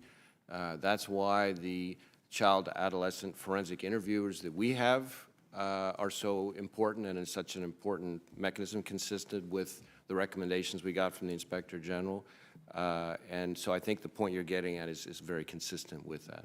Thank you, Director. Thank you, Mr. Chairman. Thank you, Senator Coons. And for the record, I'm going to ask consent to enter into the record a copy of the page that was part of the exhibit by the junior senator from Texas related to symbols of militia violent extremism published by the FBI. And note that in bold print it reads, "The use or sharing of these symbols alone should not independently be considered evidence of militia violent extremism presence or affiliation or serve as an indicator of illegal activity, as many individuals use these symbols for their original historic meaning or other nonviolent purposes." And without objection, I'll enter that into the record. And I'll now recognize the senator from Missouri, Senator Hawley. Thank you, Mr. Chairman. Director Wray, I sent you a letter last week about the FBI's decision to try to obtain sensitive personal information related to concealed carry permits in the state of Missouri. I've got the letter right here. Have you read this? I have had a chance to glance at it, yes. Good. So let's talk a little bit about it. Why is the FBI attempting to audit concealed carry permit records in the state of Missouri? So I guess the first thing I would say is we will get you a longer, more detailed and specific response to your letter. I am generally familiar with the kind of audits that we're talking about, so I can give you a little information now, but we will follow up with you in writing to give you a more fulsome answer to your letter. The kinds of audits that we're talking about are routine audits that are conducted by our CJIS division, which also encompasses NICS, among other things. These are audits that we do not with agents. There are no agents out talking to people. They are routine audits of the system to make sure the system is being used properly, and they do that at the direction of an advisory policy board that is manned with not just FBI agents, frankly, not just federal law enforcement, but state and local law enforcement from all over the country. And so these audits go on, they look at small samples in order to make sure the system's being used properly. They're not focused on individuals or their Second Amendment rights or anything like that. And in fact, these audits, which go on As I said, every 3 years, I think, is the cycle. We had one in your home state in 2018, for example, and I think it was very uneventful, and I would expect this one to be as well. You're correct that there was one in 2018, and what the sheriffs of Missouri say in 2018 is that the FBI did not request concealed carry records. You are requesting it this year. In the state of Missouri, only the sheriffs have these concealed carry records because Missouri law explicitly forbids concealed carry permit information to be turned over to state officials or to federal officials for reasons that you can surely understand. We've seen recently what's happened in California, for instance, when gun owners are exposed, their personal information put out into the public record. So I just want to understand why it is the FBI is now seeking from our sheriffs, and we're talking about multiple sheriffs who have contacted me, who have contacted other state officials, who have spoken to the press, saying that the FBI is now asking for the names of concealed carry permit holders in the state of Missouri. Why is that? If you've not done it before, I don't understand.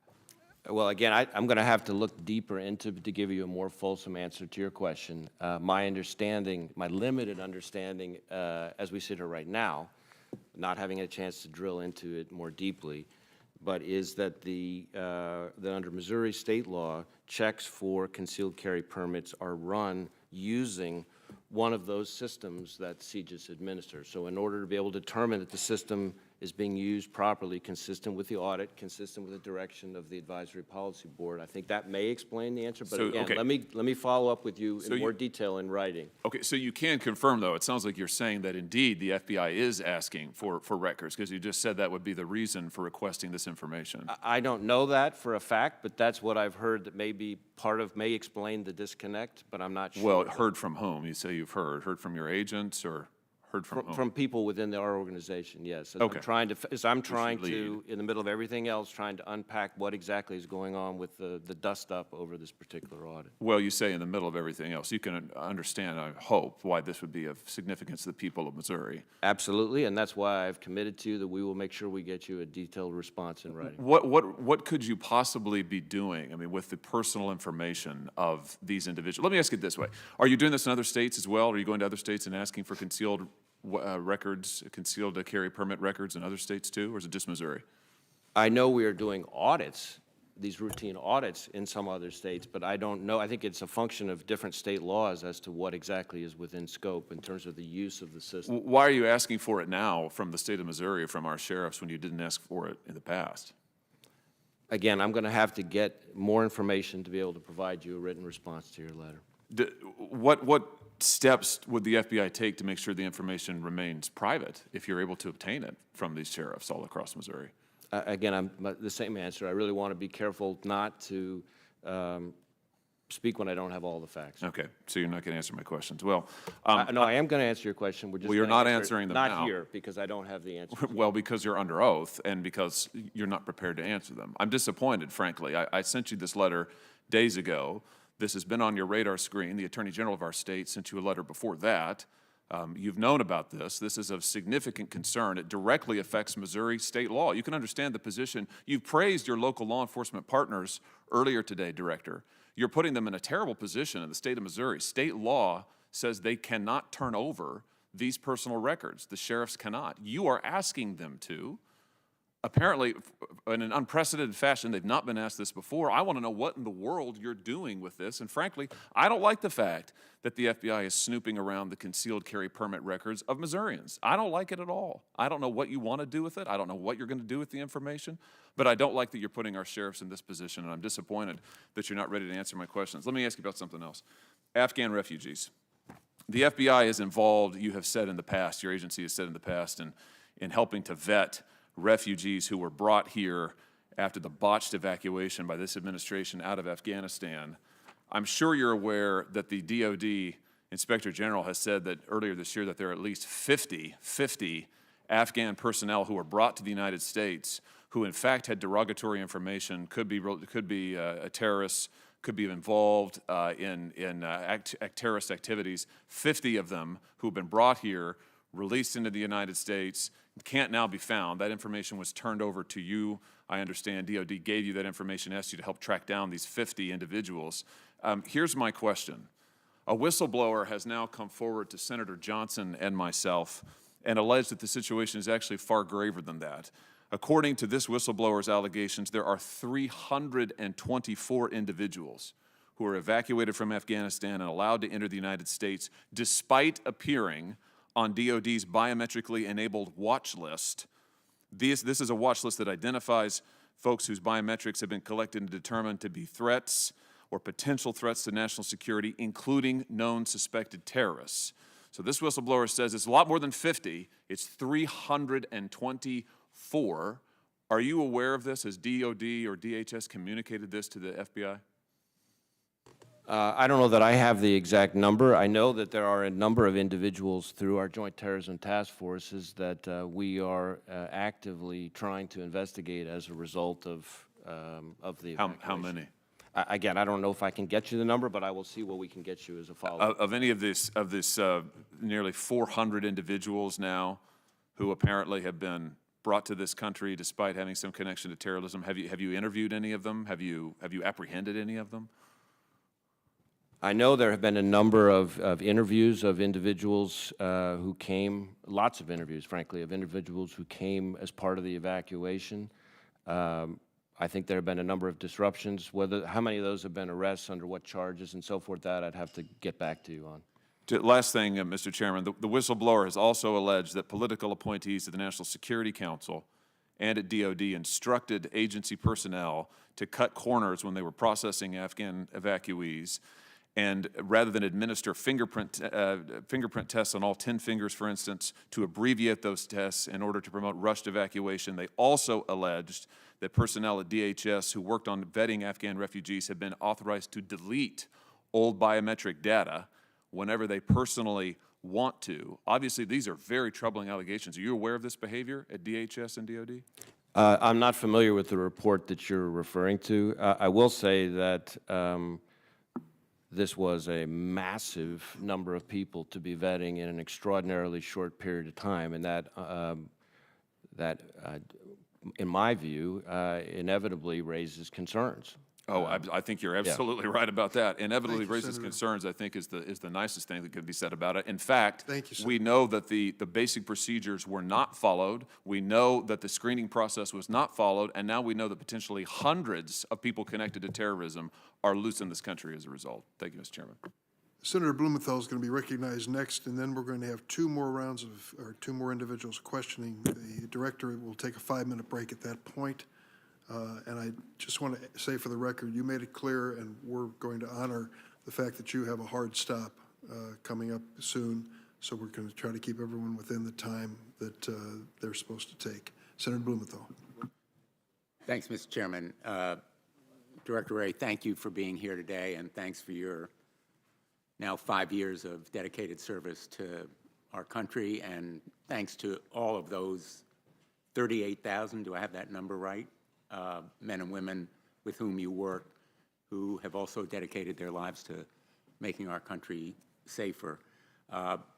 And I want to preface by saying I believe that the FBI is a law enforcement organization of preeminent skill, dedication to preserving our rights and liberties.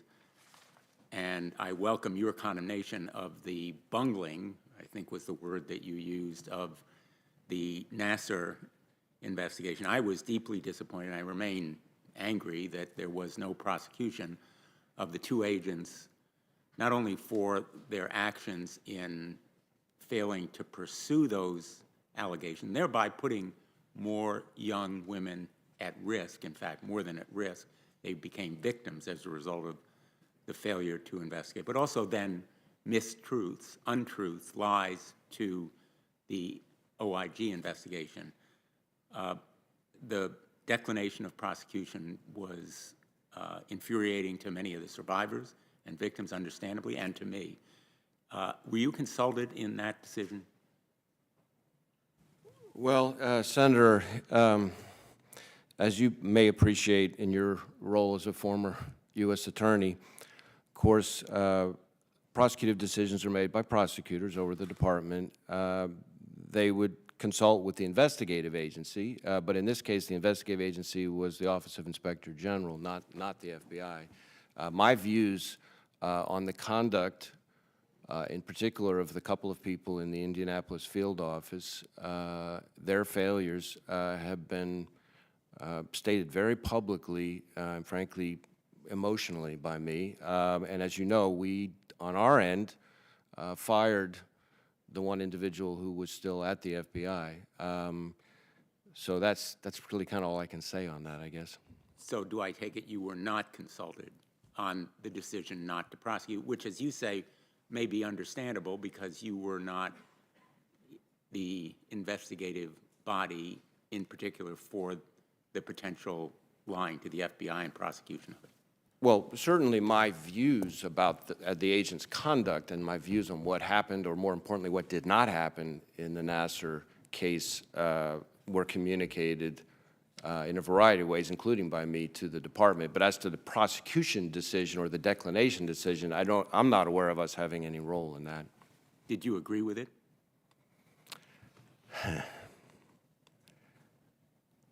I'm going to respectfully decline to answer that question. My views on the agent's conduct are best reflected through my public comments and the action we took at the FBI. Thank you. You have been very forthright and aggressive in condemning the incitements to violence, and I think you agreed with me when we last talked about it that you agreed that the most persistent and lethal threat to the homeland, and I'm quoting from the Department of Homeland Security, is domestic terrorism, violent extremism, white supremacy in this country from within. Is that still your view? Well, close. I would put it slightly differently, but somewhat similar, which is that the greatest threat we face here in the homeland is from what are largely lone actors already here, largely radicalized online, who use easily obtainable weapons to attack soft targets. And a big chunk of those are domestic violent extremists. Another big chunk of those are homegrown violent extremists inspired by ISIS and jihad, but they're people who are already here and they have a lot in common. Of the domestic violent extremists, racially motivated violent extremism is responsible for the most lethal attacks that we've seen in the country over the last several years. And of the racially motivated violent extremism, the biggest bucket is those who advocate for the superiority of the white race. I will say that over the last couple of years, another group within the domestic violent extremism bucket has really surged, and that really started in 2020, I would say, through the summer, and then continuing on to the present, and that's what we put into the category of anti-government, anti-authority violent extremism. Sometimes there's overlap, but it's different, and so that includes everything from militia violent extremism all the way to anarchist violent extremism. What they all have in common is a focus on institutions of government and law enforcement as their likely target. What they want to do is tear down the government. Correct. Support insurrections like we saw on January 6th, and they are fostered by a lot of online communication using social media, correct? Correct. And what can be done to, in effect, counter the use of social media to incite that violence? And is social media, big tech, doing enough now? Well, what can be done? I would say a couple things. Well, one is we are trying to encourage more people, just as they do in the physical world. We want them in the virtual world. If they see something, say something. If they see somebody expressing threats of violence, criminal activity on the internet, we want people to reach out to law enforcement and let them know so we can prevent an attack. So we need more and more of that. You mentioned the social media companies. We do try to work with the social media companies, and there are things that they can, and some of them do, using their terms of service violations of their terms of service, to take accounts down and things like that. But there is, I think, a phenomenon that we all have to recognize, which is that the social media industry, enjoys the ability to amplify and connect people. And there's good things that come with that, and there are bad things that come with that. And I think we would all be in a better place the more those companies can take more responsibility for misuse, abuse of their platforms. I have one more quick question for you. Two of my colleagues, Senators Rubio and Menendez, have written, have taken action to try to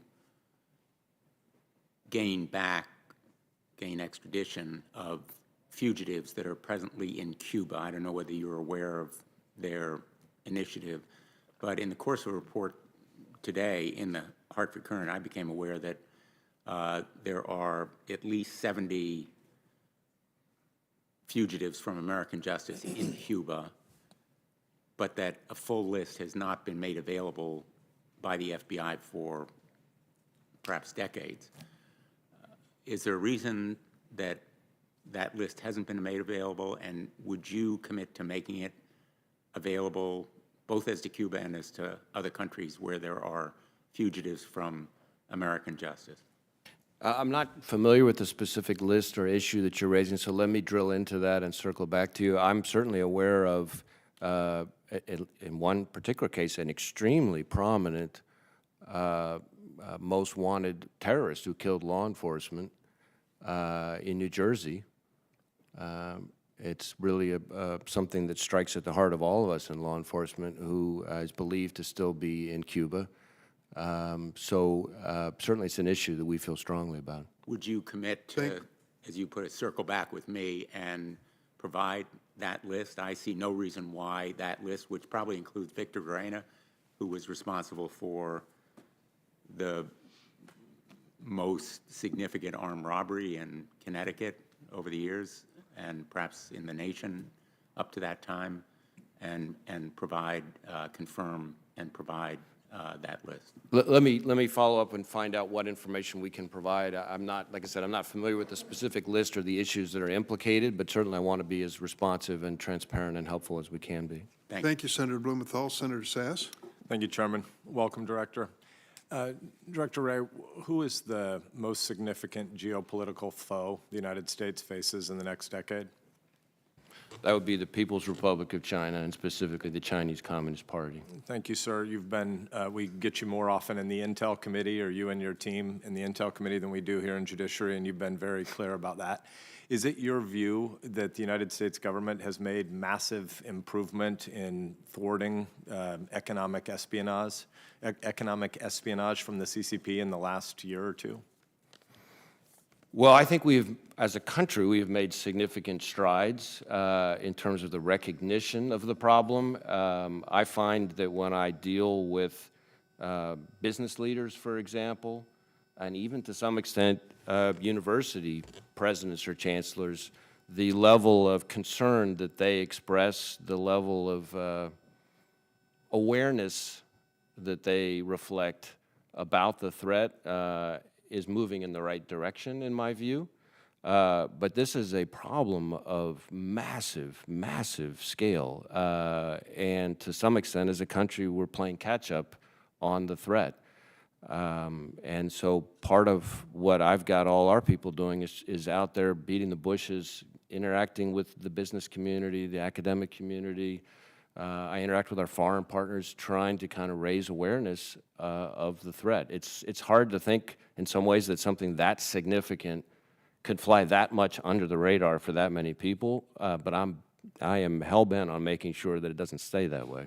So one of the ways that I think about the problem is the numerator is how much public awareness we're raising and how much better we're getting at hardening the targets that are targeted by the CCP to steal the economic assets of American innovation and taxpayers and firms. The numerator is the awareness, but the denominator is the CCP's efforts. And the denominator continues to explode. And I've supported your work and complimented you and the work you've done to bring more of the Bureau's resources and mind share to bear on this. You know that we have a complementary effort that has come from Chairman Warner chiefly, but before him, Chairman Burr, Vice Chairman Rubio, myself, a few of us on the Intel Committee that have tried to work on the same issue set with you.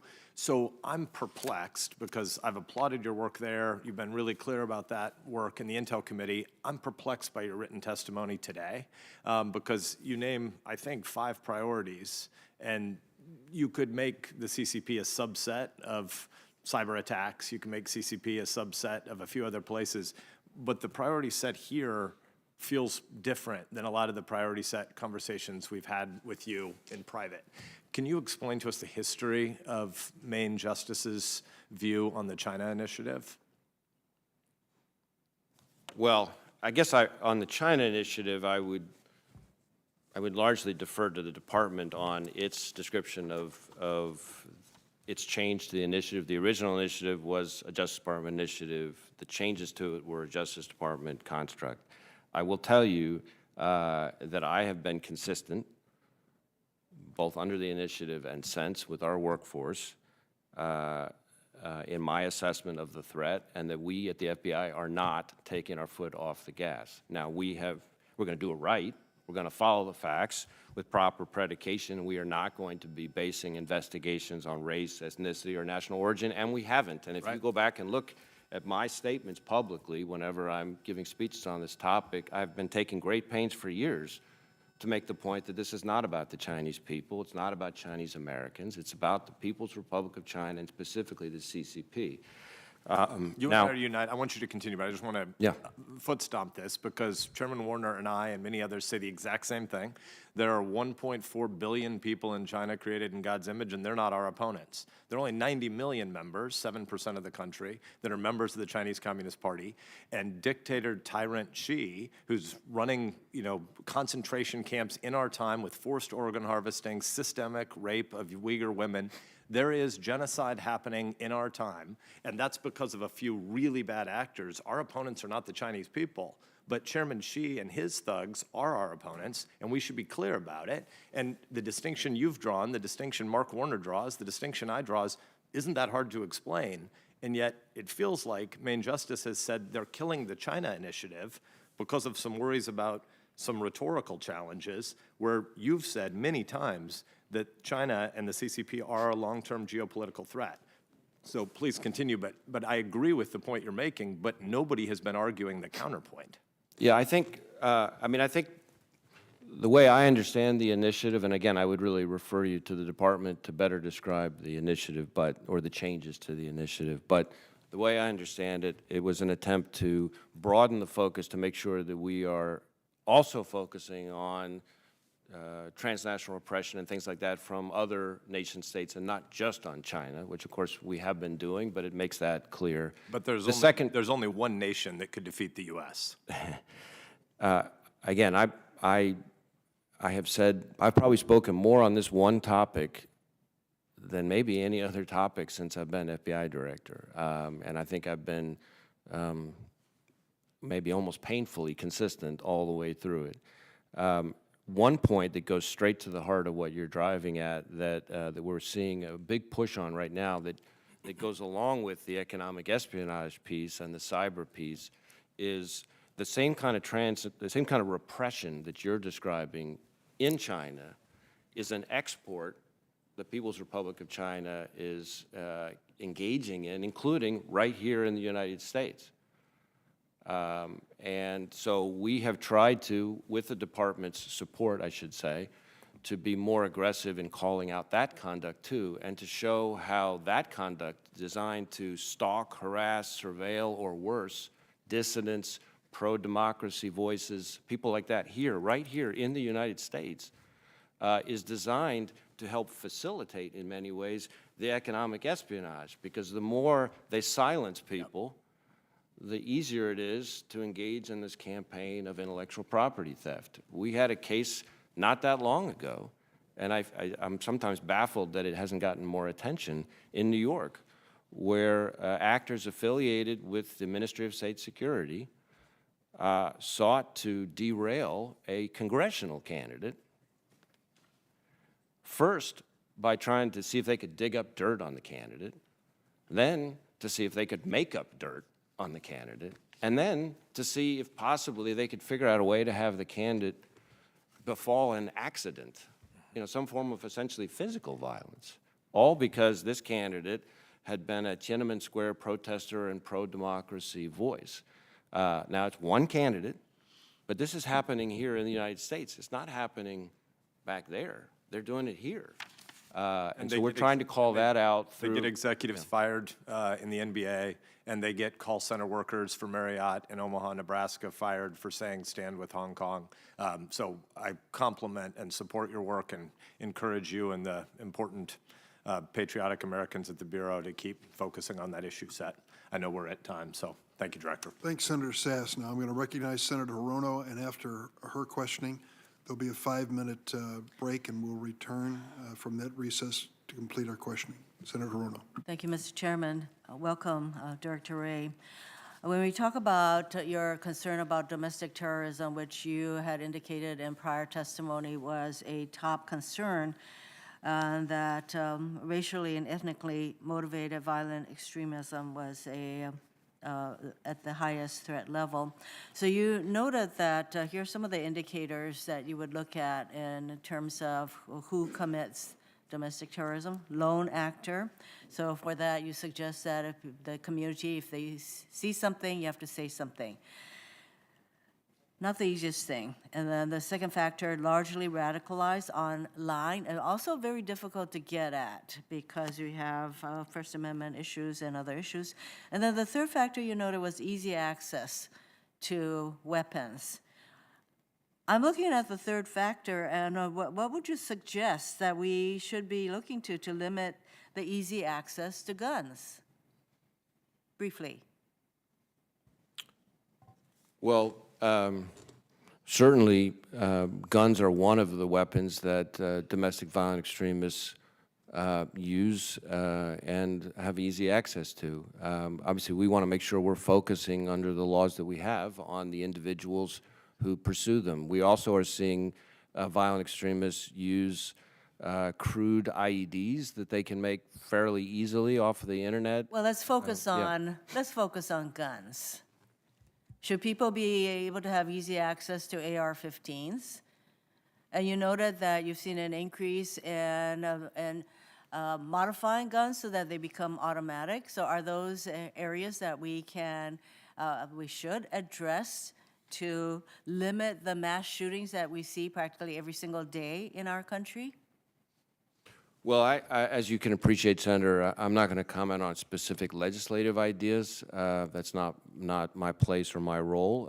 I will say that there are individuals who represent a danger, who are hell-bent on committing violence, and those are people we want to prevent in whatever way we lawfully and appropriately can from getting access to weapons and hurting innocent Americans. It would be great, frankly, if we had law enforcement officials who actually came forward and were not as reticent as all that, because our nation is awash in guns. You also noted that there's been an increase in violence after the Dobbs decision.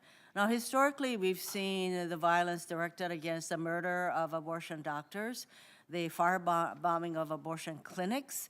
And I note that today you said that you don't care where their orientation is, that anybody who threatens or engages in this kind of violence should be prosecuted. So do you keep track of the rise in violence after the Dobbs decision? Because I think that kind of information will be very useful.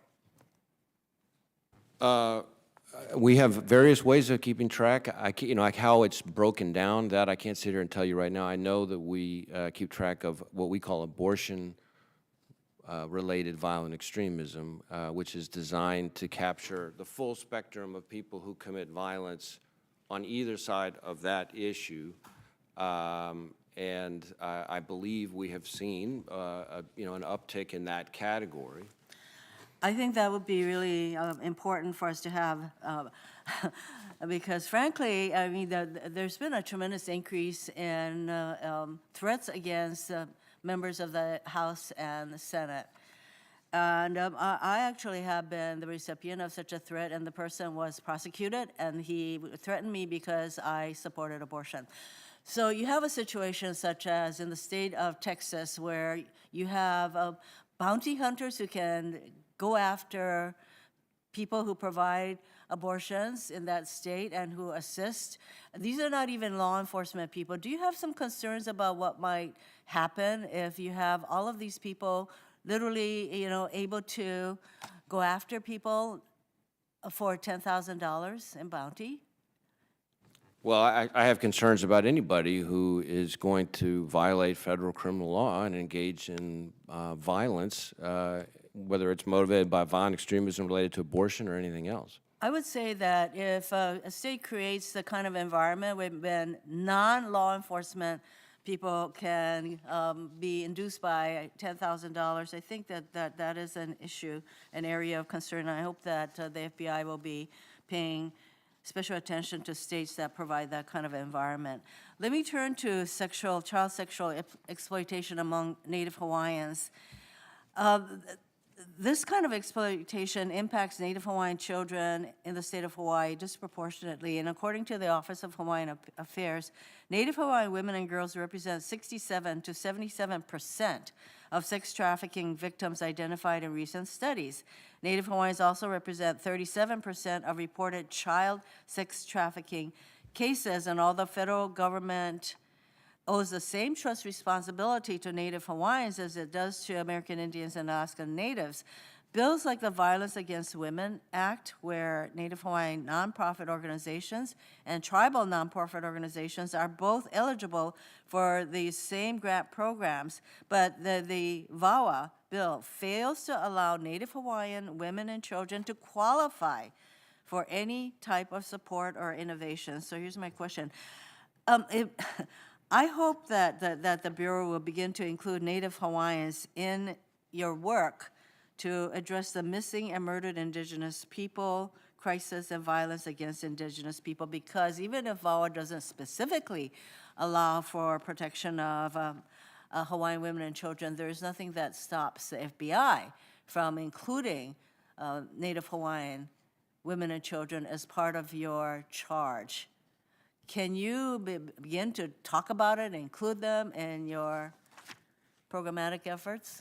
I will say that I think you put your finger on an important issue, and that our Honolulu office has been working very hard to target and aggressively pursue federal charges on known and repeat human trafficking offenders. And what they're seeing, what they tell me, is that that you're seeing gangs and drug trafficking organizations exploit vulnerable victims, and in particular, the lion's share, as you say, with the statistics that you were citing, the lion's share of that is on displaced or marginalized sectors, especially Native Hawaiians. And in fact, I think it was just this past week, our Honolulu office recovered, I think, 3 minor females who were missing and at risk on the Big Island, and I know they're very aggressively working that issue. That's good to know. And Mr. Chairman, just one more thing. Director, you were asked a number of questions about the China initiative, and I will say that when you have an environment where you talk about the pandemic is the Chinese virus and the Kung flu, you create an environment where you see a rise in hate crimes against Asians. And basically, you know what, as though people can recognize that I don't happen to be Chinese, but there are a lot of people who think I am. So the China initiative led to some abuses by the FBI and who they were going to target, including some researchers and others who the FBI admitted having basically railroaded. So I hope that the FBI has some guardrails in how they're going to pursue investigations that do not target based on race and ethnicity. And you can sit there and tell me that you do have that, but it's a concern. Thank you, Mr. Chairman. Thank you, Senator Hirono. We're now going to take a 5-minute recess, and I ask members please return promptly.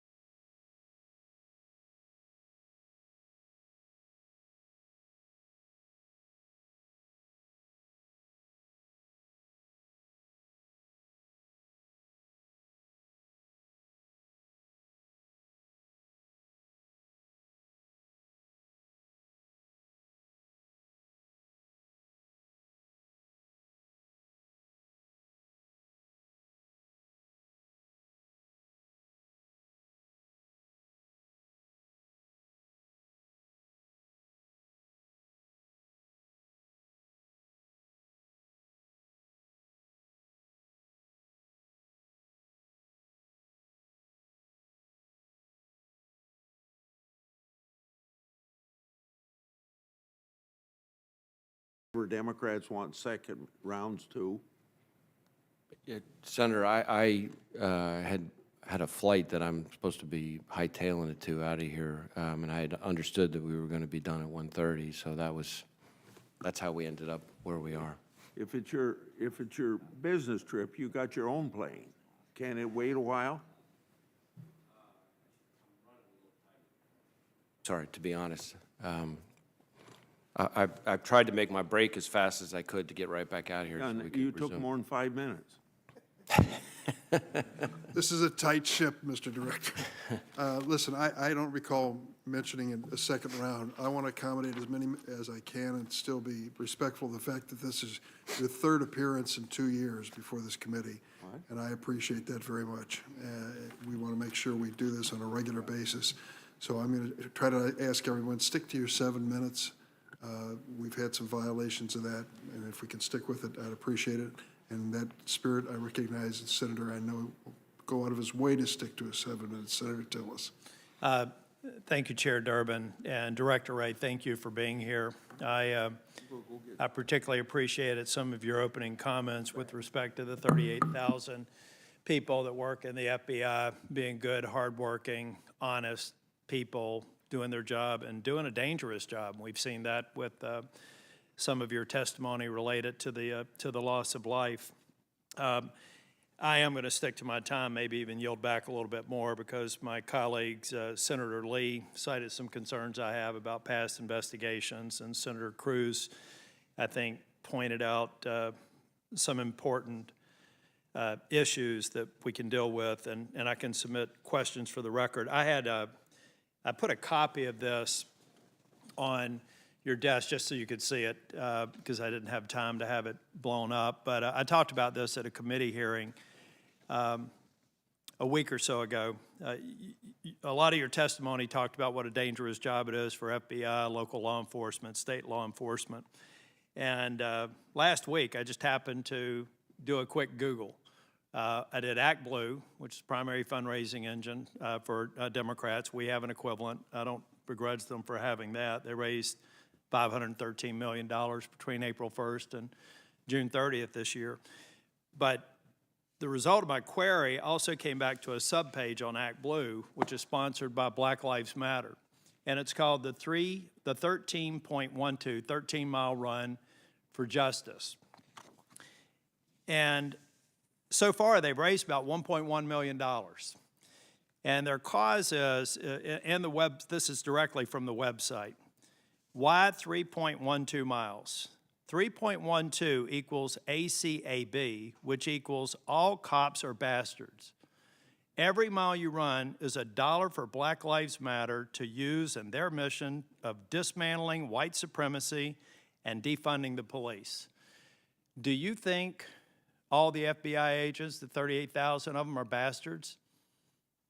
Absolutely not. Do you think most of them are white supremacists? Absolutely not. Do you think that this is unhelpful to addressing the issue that you raised in your opening testimony about the safety and security of law enforcement in this nation? I have a lot of things I would say about this piece of paper and the message in it. Many of them are not probably appropriate for It's definitely public hearing. a piece. I was thinking about Senator Cruz's comment. I could actually see, based on this appeal, and it's still on the website. I'm checking it every day to see how much more money they're raising. They're trying to raise $1.1312 million. They're at $1.1 million so far. It would almost seem to me that people that would actually say this and say that you should run around police stations to do the 13 miles and that you should make noise and make yourself known, it almost seems to me that they're rising at least to an extremist organization. And unlike Black Lives Matter, sanctioned by Act Blue, I don't think all of the people in Black Lives Matter are bad people. I don't even think most of them are. But I think some of them are, and I think that these kind of statements published on the internet to raise money to make police officers less safe maybe warrant an opportunity to have a Black Lives Matter flag on a website somewhere in the FBI and say, not all of them are bad. Just like you said, people that observe some of the symbols of our nation are not all bad, but it could be an indicator. Why wouldn't it be logical to say that people that would say this sort of stuff could actually have a number of them, maybe even a small number, who are taking an extremist position that are making law enforcement less safe and potentially instigating attacks against law enforcement officers? Why shouldn't that be something the FBI should study and make known that this is something that the community should be looking at? Well, I think number one, I want to be careful that here, as in everywhere else, I'm not commenting on First Amendment expression. But when it comes to violent extremism of any stripe, it doesn't matter to me or to us at the FBI whether you're upset with the result of the election or upset with the results of our criminal justice system. You don't get to use violence to express that sentiment. And I think we have put out intelligence products related to what we call racially motivated violent extremism, some of which is actually not advocating superiority to the white race, but there has been, believe it or not, violent extremism, racially motivated violent extremism the other way too, in some instances. And so we have investigated in those instances, brought charges in those, and there may be some intelligence products as well. I hope you will. I'm going to continue to monitor this and monitor their fundraising progress. This is not the last time that this committee is going to see it. The next time it'll be blown up. But as long as they're doing this sort of stuff, I think we have to call them out for it. In the same way that I would call out anyone at the other end of the spectrum for inciting violence against anyone. It's wrong, and it's making our community less safe.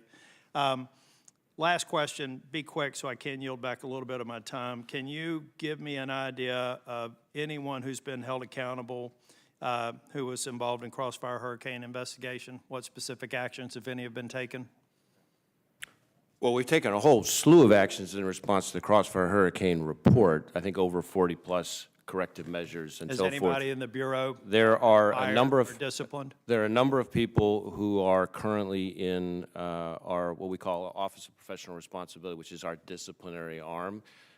You may wonder, why has that not yielded its results yet? And that's because we are working closely with, cooperating closely with, and assisting the Durham investigation. And so that whole process, which is not unusual, has been sort of slowed down to make sure that it doesn't interfere with the Durham investigation. Okay, I'll submit other questions for the record. I, for one, want to thank every employee in the FBI for the hard work they do and their courage, and I thank you. Thank you, Mr. Chair. Thanks, Senator Tillis. Senator Booker. Director Wray, I know all my colleagues on both sides of the aisle listened to your opening comments very carefully. I hope that they actually go wider to the American public as a whole, because I don't think Americans really understand the extraordinary work that the FBI does. And I want to thank you, and I know what it means every day to know your officers are putting their lives on the line to protect other Americans. I know this intimately from my work as mayor of the city of Newark. One of the first meetings I took in 2006 when I took over the city was with the New Jersey office of the FBI, and learned a lot about what they were doing for counterterrorism and dealing with the #1 issue of my city. My pollster had never seen anything like it. If I remember correctly, it was like 90% of Newark residents were most concerned about their physical safety in their communities as rising gang violence was happening. And so here was the FBI working hand in hand with local police officers, state troopers, and others to protect my community, because you and I both know the #1 victims of gun violence in the United States are black and brown people.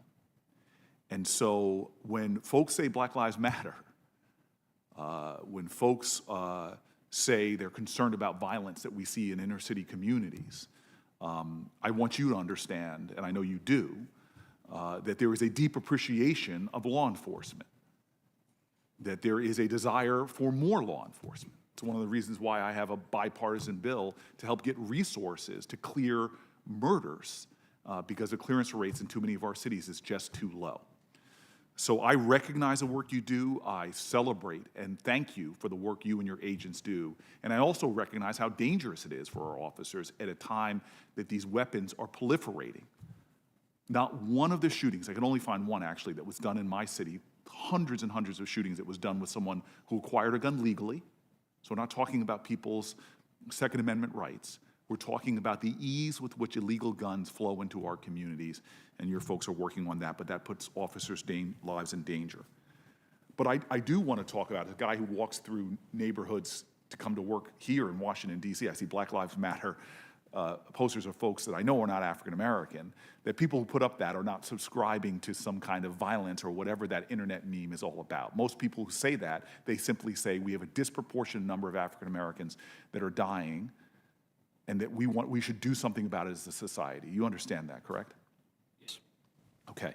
So one of the ways that I have found running a police department when I was mayor of the city of Newark is collecting data, law enforcement data. It helps you understand law enforcement usage of force. And I want to drill into that because you have a lot of authority in that area. The FBI, under James Comey and Holder, they talked about how critical collecting data was. In March of 2022, you said that the participation by state and local law enforcement agencies has finally reached in reporting use of force 60% threshold mandated by the OMB to release that data, and that the FBI planned to begin releasing certain aspects of that data. I'm not sure why it's taken so long to get to 60% participation, but this data is so important for us to understand use of force. You agree with that, correct? Yes, and in fact, I've tried to message the importance of submitting data, the use of force data, with state and local counterparts all over the country all the time. And the point that I try to make to them is that, look, discussions on this issue, use of force, are going to happen no matter what.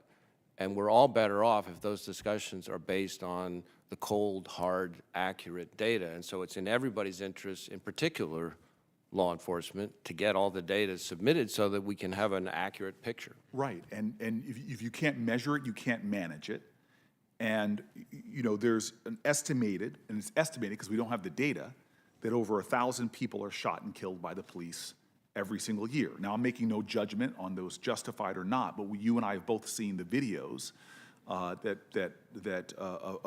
unarmed people being shot and killed. We should understand that this is not a number even police officers want to see. They want to see this number as low as possible. Newark, New Jersey just came from a year of not having one officer fire their weapon. It was a very good year.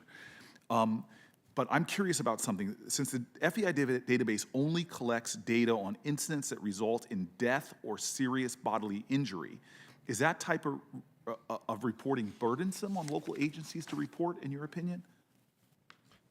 Well, I think it probably depends on the particular department. I mean, as you know from your past life, the kinds of departments nationwide range wildly in terms of their IT systems, their head count. I mean, I talk to chiefs who have, 10 people in their department sometimes. So it may vary from place to place.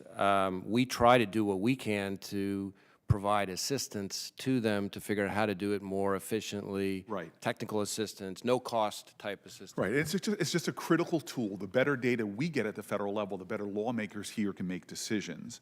I was interested that the data that was released, that in 2021, the number one reason that a person was subject to the use of force by a police officer was because, quote, they failed to comply with verbal commands or other types of passive resistance.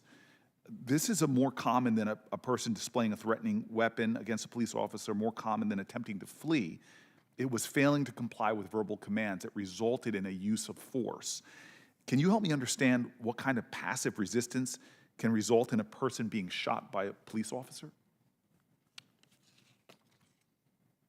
I don't know, I'd have to give that a little more thought to be able to give you a good answer to that one. Okay, yeah, I really would like to understand that because I talk to my police officers and they tell me that training is often the issue, that they don't have to use force if they were better trained. They may be justified in it, but we could be doing a lot more to lower the usage of force. You'd agree with that in general, the importance of that? It's a general matter, yes. Yeah, okay. Last year, nearly 40% of state and local agencies did not successfully report crime data, including the New York City Police Department, and the majority of the agencies in 5 of the 6 most populous states.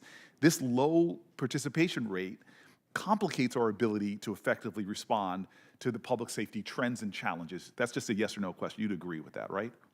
Yes, I mean, we need as complete data as possible it's in everybody's interest to be able to give the most comprehensive and accurate picture. So, last month I sent a letter to you, and I'm hoping you will respond, just asking questions about the FBI's plans to increase that participation in reporting and communicating the importance of it.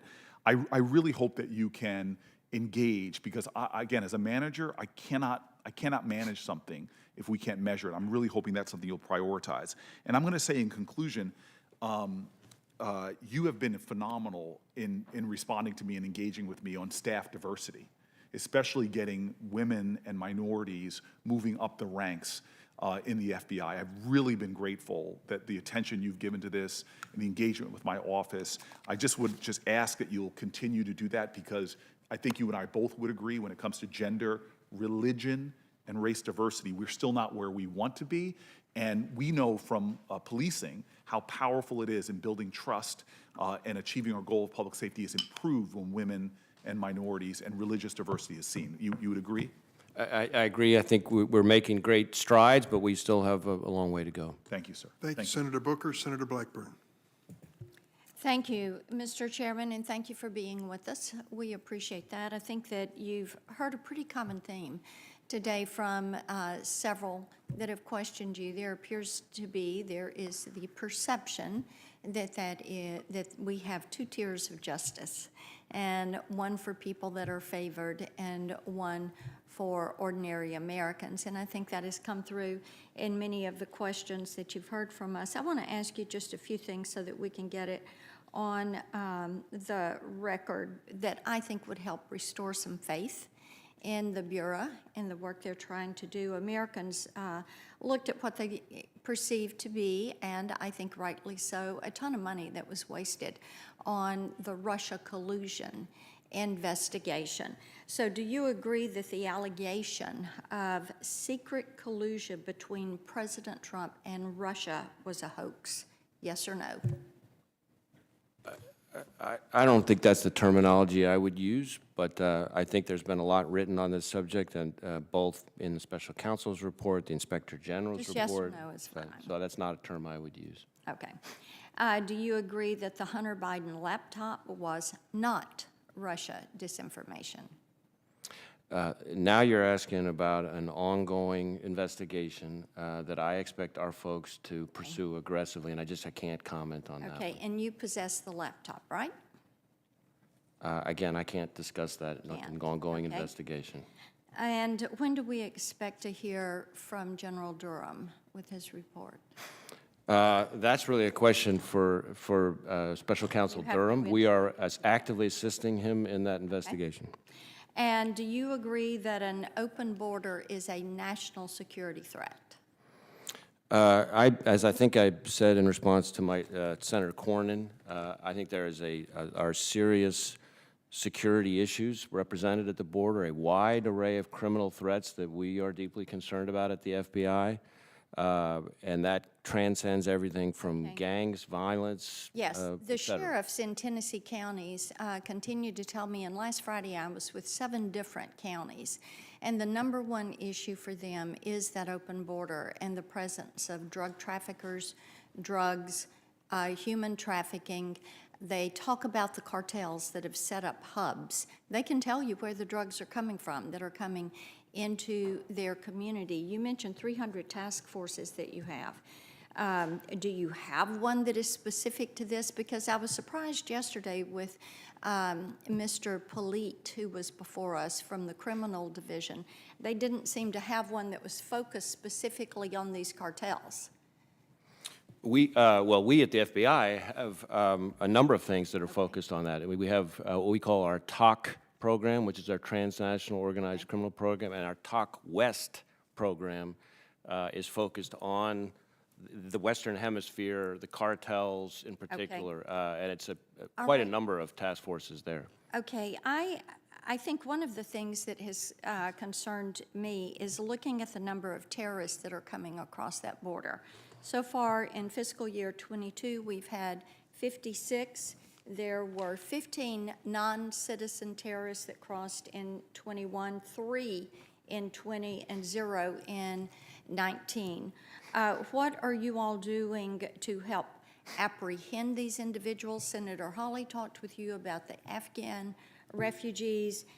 People remember what happened on 9/11. They remember what happened with the Boston bombing. And to see this number of terrorists that are coming across that border and into the country. So how are you tracking, monitoring, apprehending, and investigating these individuals?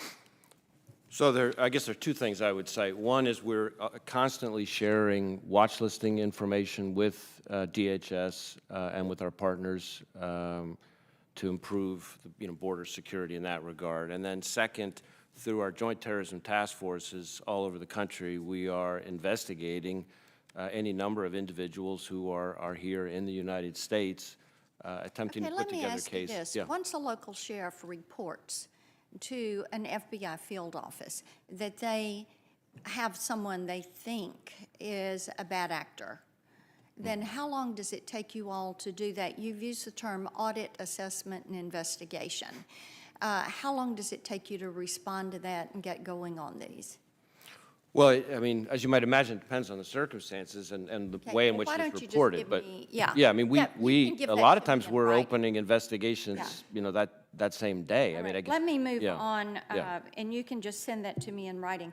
I want to get to the issue on China with you, because we continue to be very concerned, and I appreciate your attention to China, but we are continuing to see Beijing, the Chinese Communist Party, not the people, but the Chinese Communist Party, try to spy on the U.S. government, disrupt our military operations.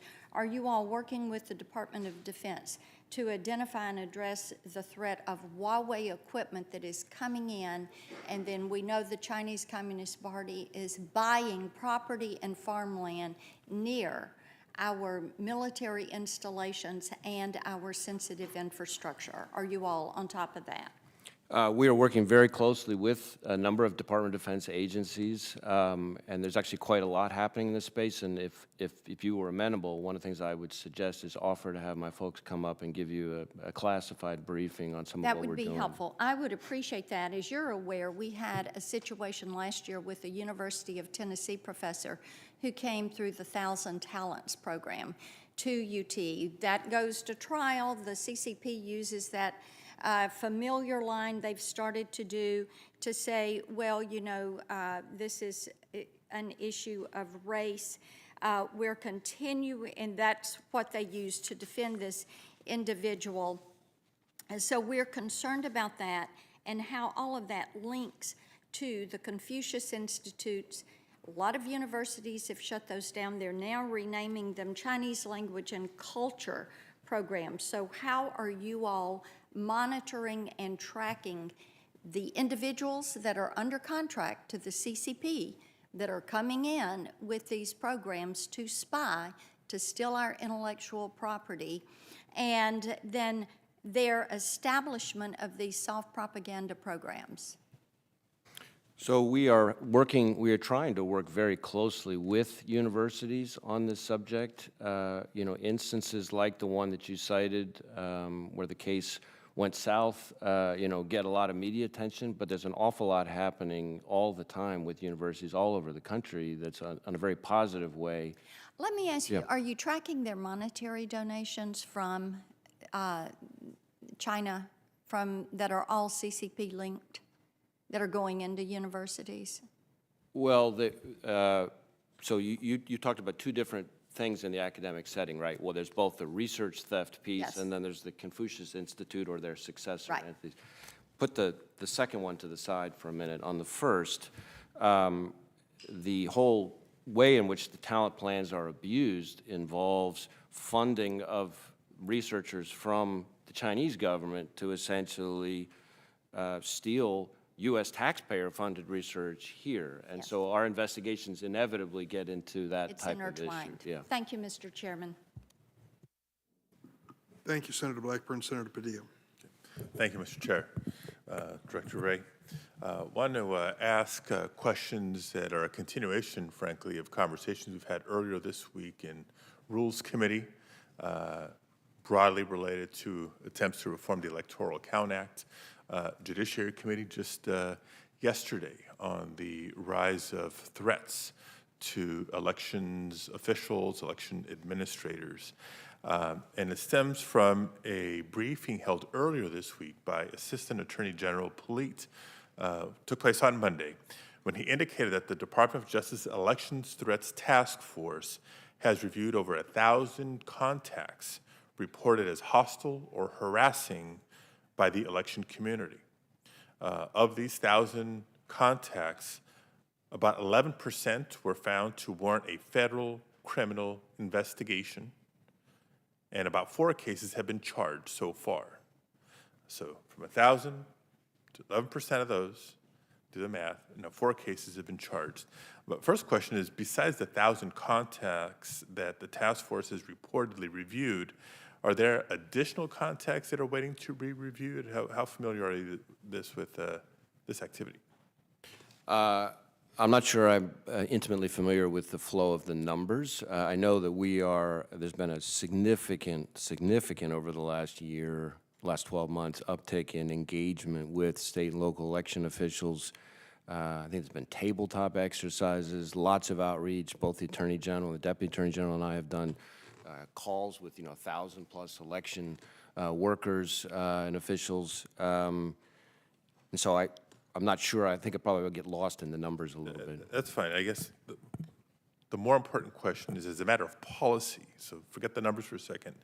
To your knowledge, does the task force review every contact that's been reported as hostile? To my knowledge, but I'd have to circle back to you in case there's some clarification that's required. I'd love the clarification on the policy of what to further investigate post-report versus what not. And in the same spirit, safety of elections administrators, obviously we're living in an era where elections workers, whether it's at the state level, the local level, or even volunteers, feel that they're under increased threat from election deniers and others who may wish them harm.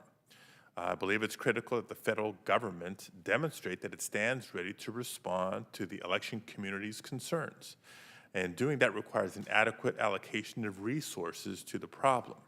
So the first follow-up question to what I asked Assistant Attorney General Polite yesterday is, in each of the FBI field offices, is there a special agent assigned specifically to the task of responding to concerns raised about election threats, coordinating a response, or is it yet an additional responsibility on top of other work?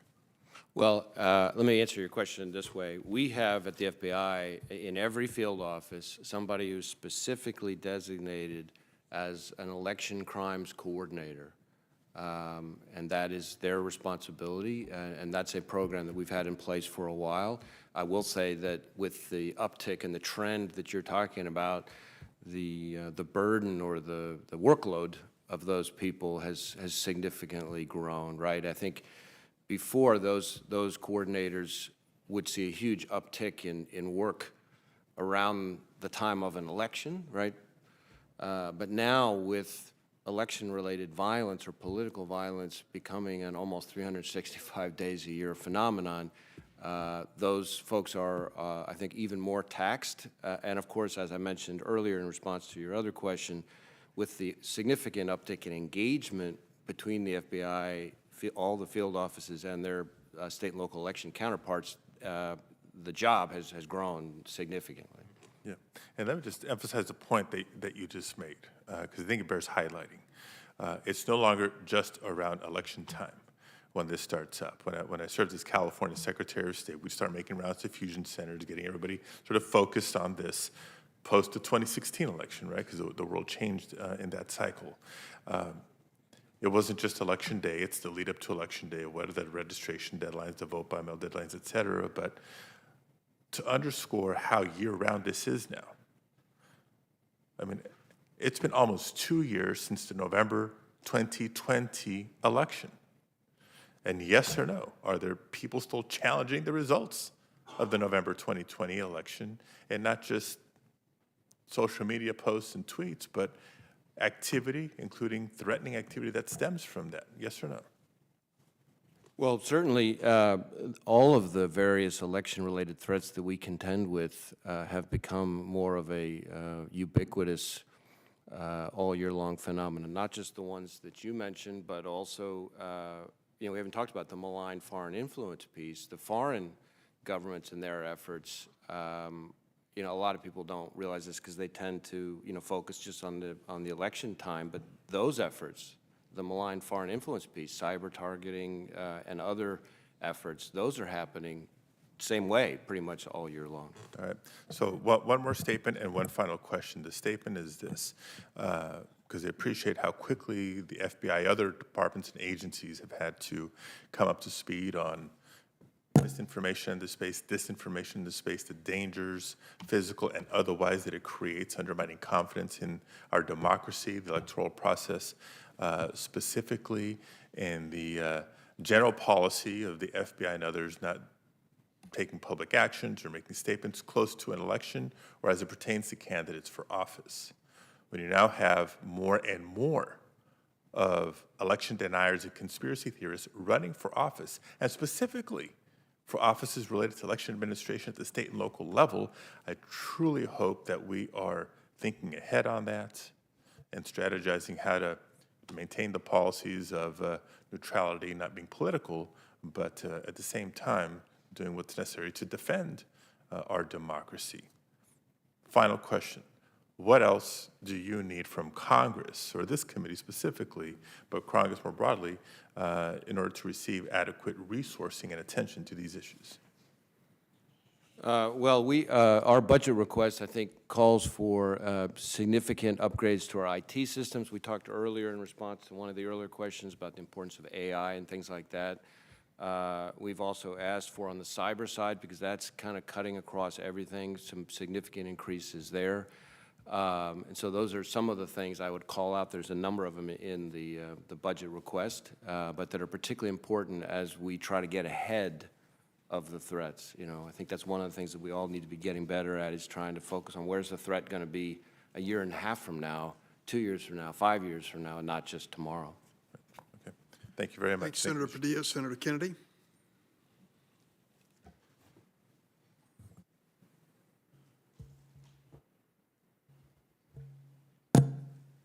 Thank you, Mr. Chairman. Mr. Director, who is Timothy Tebow? Mr. Tebow was, for some period of time until relatively recently, what's called an ASAC in our Washington field office. He was the Assistant Special Agent in charge? That's what ASAC stands for. There's a whole number of them in the Washington field office. The structure is there's at the head of the office, and then there's SACs, and then the next level down, there's the level that he was at. And he has or had been with the FBI about 25 years. Is that right? Well, now you're testing my knowledge a little bit. Okay. He was a powerful guy. Is that correct? I'm sorry? He was a powerful guy. Is that correct? Well, I don't know that I would use that description. Okay. He had no power? I think every law enforcement agent in the FBI, with the responsibilities they're entrusted with, has significant power. Okay. Did he work on the President Trump Russian collusion investigation?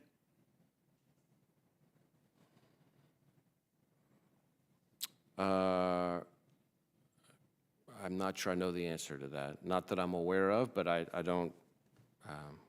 can't say that with certainty. Did he or does he work on the FBI investigation of Mr. Hunter Biden? So the investigation that you're referring to, and I have to be a little bit careful because we're talking about an ongoing investigation, is being run out of our Baltimore field office, working with the Delaware U.S. Attorney, who's a holdover from the prior administration. So I'm confused, Chris, with your answer. Did he work or does he work on the Hunter Biden investigation? As I said, the Hunter Biden investigation is being run out of the Baltimore field office.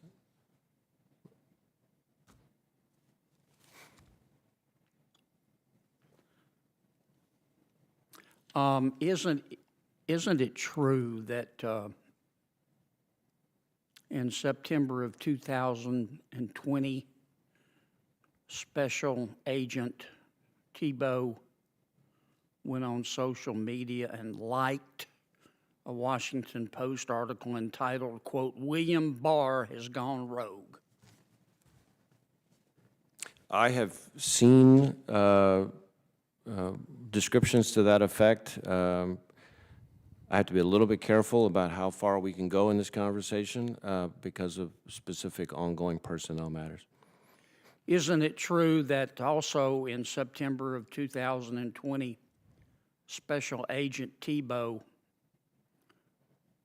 went on social media and posted a Washington Post article entitled, quote, "Why the Michael Flynn case still matters"?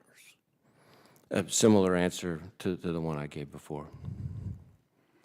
Isn't it true that in November of 2020, Special Agent Thibault, Assistant Special Agent in charge of the D.C. office, who allegedly worked on the Trump-Russia collusion investigation and the Hunter Biden investigation, retweeted a Lincoln Project tweet that said, quote, "Donald Trump is a psychologically broken, embittered, and deeply unhappy man"?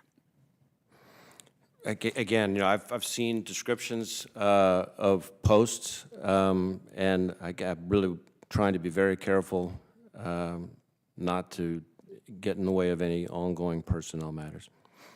Isn't it also true that in January of 2001, in response to Alabama Senator Tommy Tuberville's election to the United States Senate from Alabama, of course,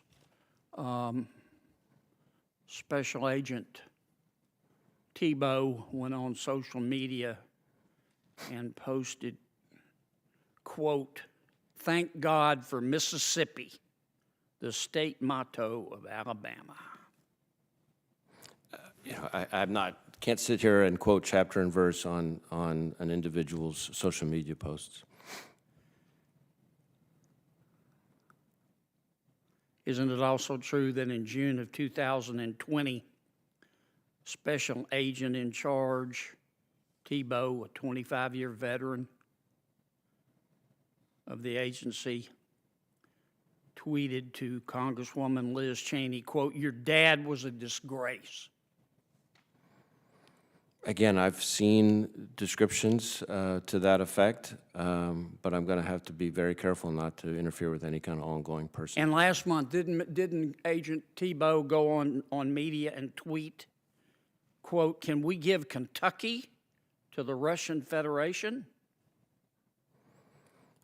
Again, same answer that I've given before. All right. Isn't it true that Mr. Thibault, Agent Thibault, excuse me, and FBI Supervisory Intelligence Analyst Brian Otan covered up derogatory information about Mr. Hunter Biden while working for the FBI?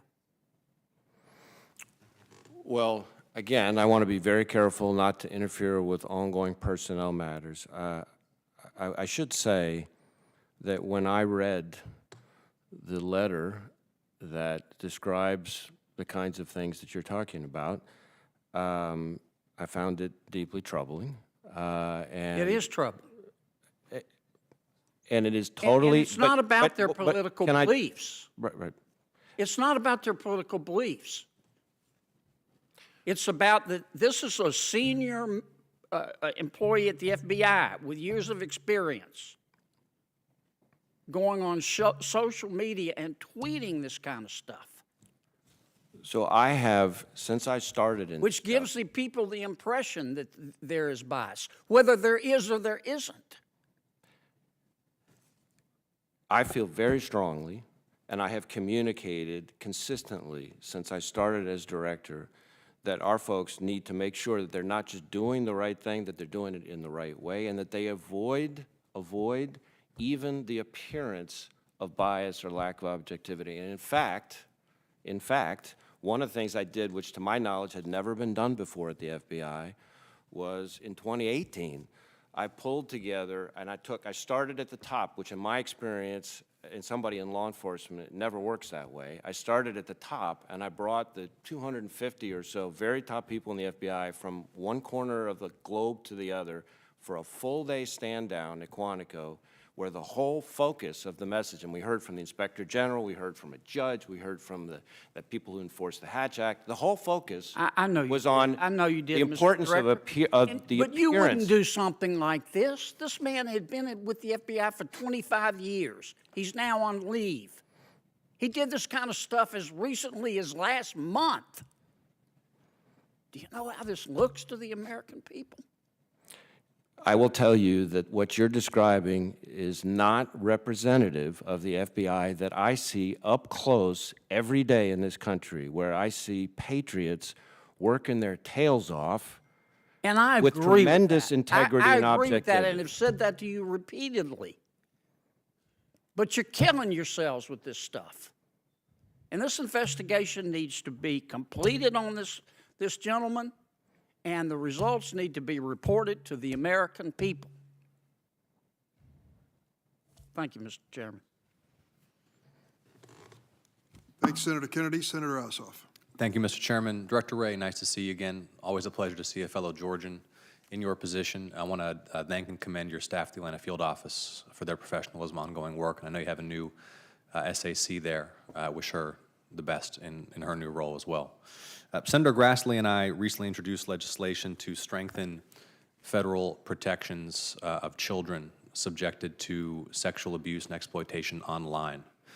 And in fact, the Atlanta Field Office recently issued a warning to Georgia parents and children about an increase in sextortion cases where adult predators pose online, manipulate minors into engaging in sexually explicit activity or posting explicit photos, then extort those children or their families for money. So I want to ask you, first of all, will you commit to continue to prioritize the protection of children from online abuse at the FBI, and tell us a bit about what you're doing to that end?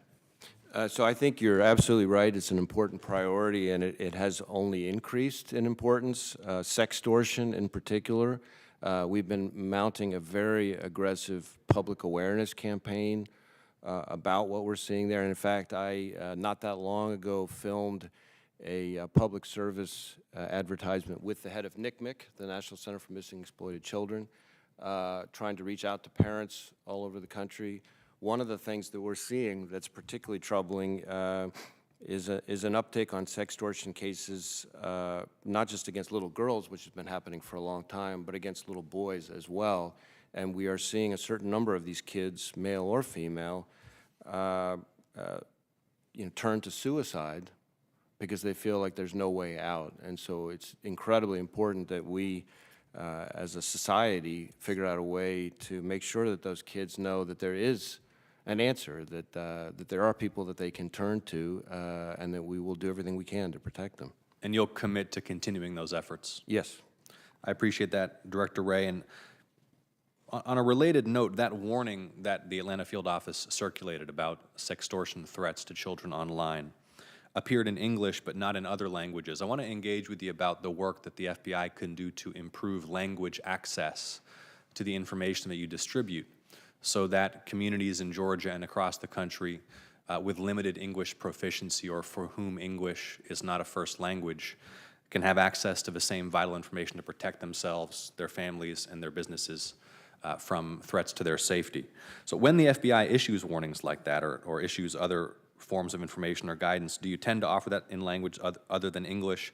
And what steps can you take, perhaps working with my office? We can work together on this to make sure that you have the resources you need to carry it out to improve the multilingual outreach and communication that the FBI does.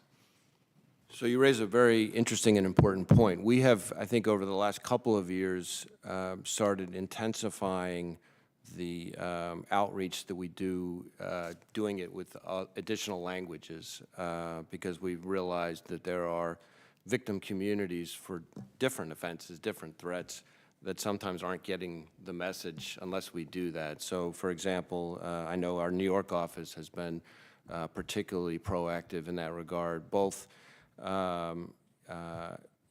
with in the Jewish community in New York, but also in the AAPI community in terms of advertisements and leaflets and things like that that are translated into different languages. So I think we're going to need to do more and more of that. And we'd be happy to follow up with you on how we might be able to be more. That'd be great. Given the growing diversity in the state of Georgia, would love to see the Atlanta field office emerge as the national leader, making sure to convey information, for example, in Hindi and Spanish and Korean and other languages widely spoken in the state, so that every community is well protected and well informed. Speaking of community safety, you and I have had several discussions in fora like this one on violent crime across the country. Georgia communities from Columbus to Savannah, Atlanta to Albany continue to struggle with high rates of violent crime, gun violence, gang activity, other threats to public safety. I don't know when you next have plans to come to Georgia, Director Wray. I hope you'll return home sometime soon. You're extensively experienced in the state.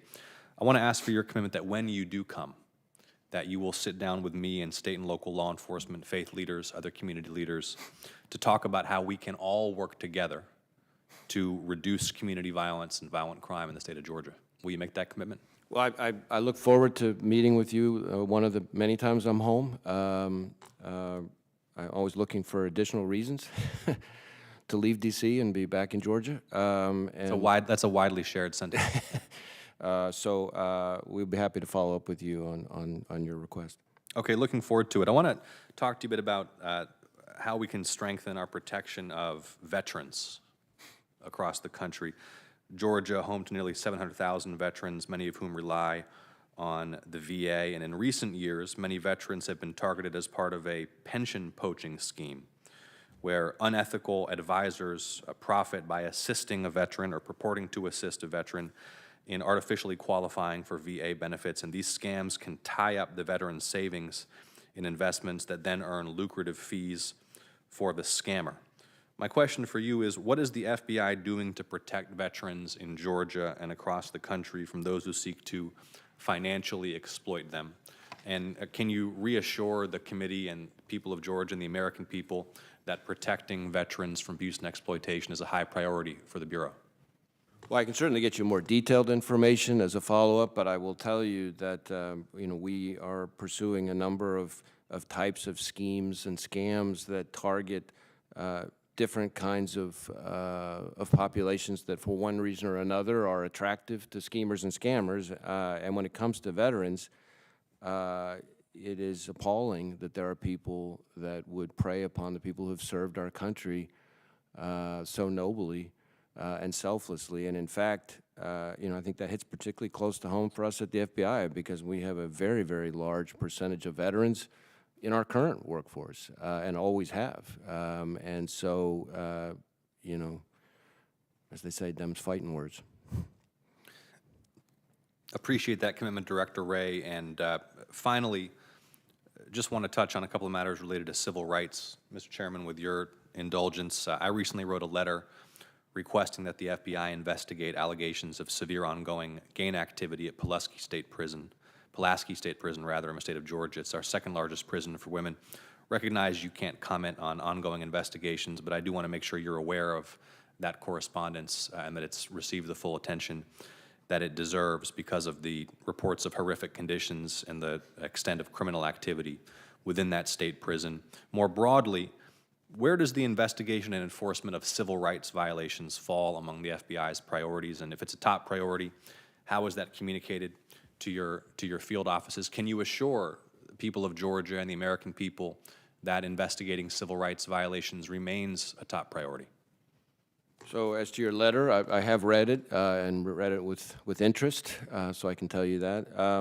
As to the civil rights enforcement, we, as I think I mentioned earlier, we elevated that to a national threat priority, and the significance of that is that it communicates to all the field offices and headquarters division that this is one of the things that has to be one of our top priorities, and as a result, both resources and intelligence collection emphasis flow from that. And it was last year, and it will be again this fiscal year. And what would you say in closing, Mr. Chairman, what would you say, Director Wray, to those who will listen to all this, hear your words on radio across the state of Georgia, who want to hear that reassurance from you personally that you're out there investigating threats to civil rights and civil rights violations? We view our civil rights program as at the heart of our mission to protect the American people and uphold the Constitution. And the FBI has done some great work in that program over the years, and it's something we're very proud of and intend to stay very committed to. Thank you, Director Wray. Thank you, Mr. Chairman. Thanks, Senator Ossoff, and Senator Graham is next. Thank you, Mr. Chairman. To build on what we're talking about, also you have a mission, a counterterrorism national security mission to protect the American people against radical elements abroad and at home. Is that correct? Yes, Yeah. Senator. So thank you to you and yours who are out there in the fight every day.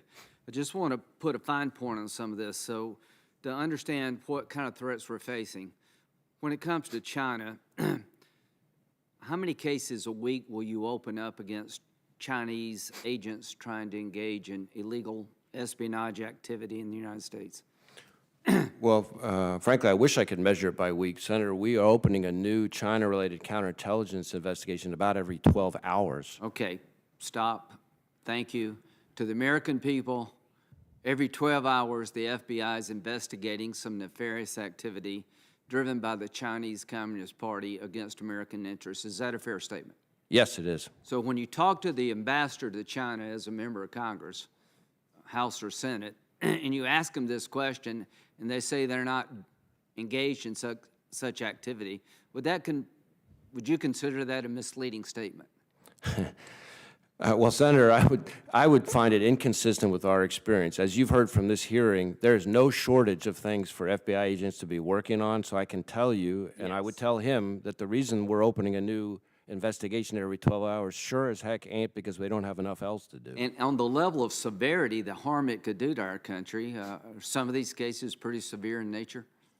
Absolutely. It represents the potential of who's going to dominate the most significant industry sectors for decades. So number one, America is virtually under attack by Chinese espionage activity in our economic sector every 12 hours, so that's where we're at. Do you need more resources than you have today to combat this? Absolutely. Just write it down, and I dare somebody to say no. The point I would add to that, Senator, because I think you're hitting an important topic here, which is in addition to the every 12 hours on the counterintelligence side, the Chinese government has a bigger hacking program on the cyber side that we're up against than that of every other major nation combined, and have stolen more of Americans' personal and corporate data than every nation combined. So we will absolutely need more resources to be able to keep pace with something like that. So write it down. If you don't write it down, you got nobody to blame but yourself. If you write it down and we say no, then you can blame us. All right, let's move to another topic. International terrorism. Are you worried about an attack on the homeland emanating from places like Afghanistan? So we are. As somebody who was in the FBI building on 9/11 a little over 20 years ago and have met with the families in the years afterwards, I think about that day every day, especially now that we're out. I'm worried about the potential loss of sources and collection over there, so we're going to have growing intelligence gaps. And I'm worried about the possibility that we will see al-Qaeda reconstitute, the ISIS-K potentially taking advantage of the deteriorating security environment. And I'm worried about terrorists, including here in the United States, being inspired by what they see over there. Well, you got a lot to worry about. And I appreciate you doing the best you can with the resources you have. So let's drill down and find out where we know we're at with China. They're up to no good every day. We recently killed the leader of al-Qaeda in Kabul. You're familiar with that, right? Yes. That's a good thing. Were you surprised that, one, he was in Kabul, Zawahiri, staying at the house, a guest house owned by the Haqqani #2 guy of the Taliban?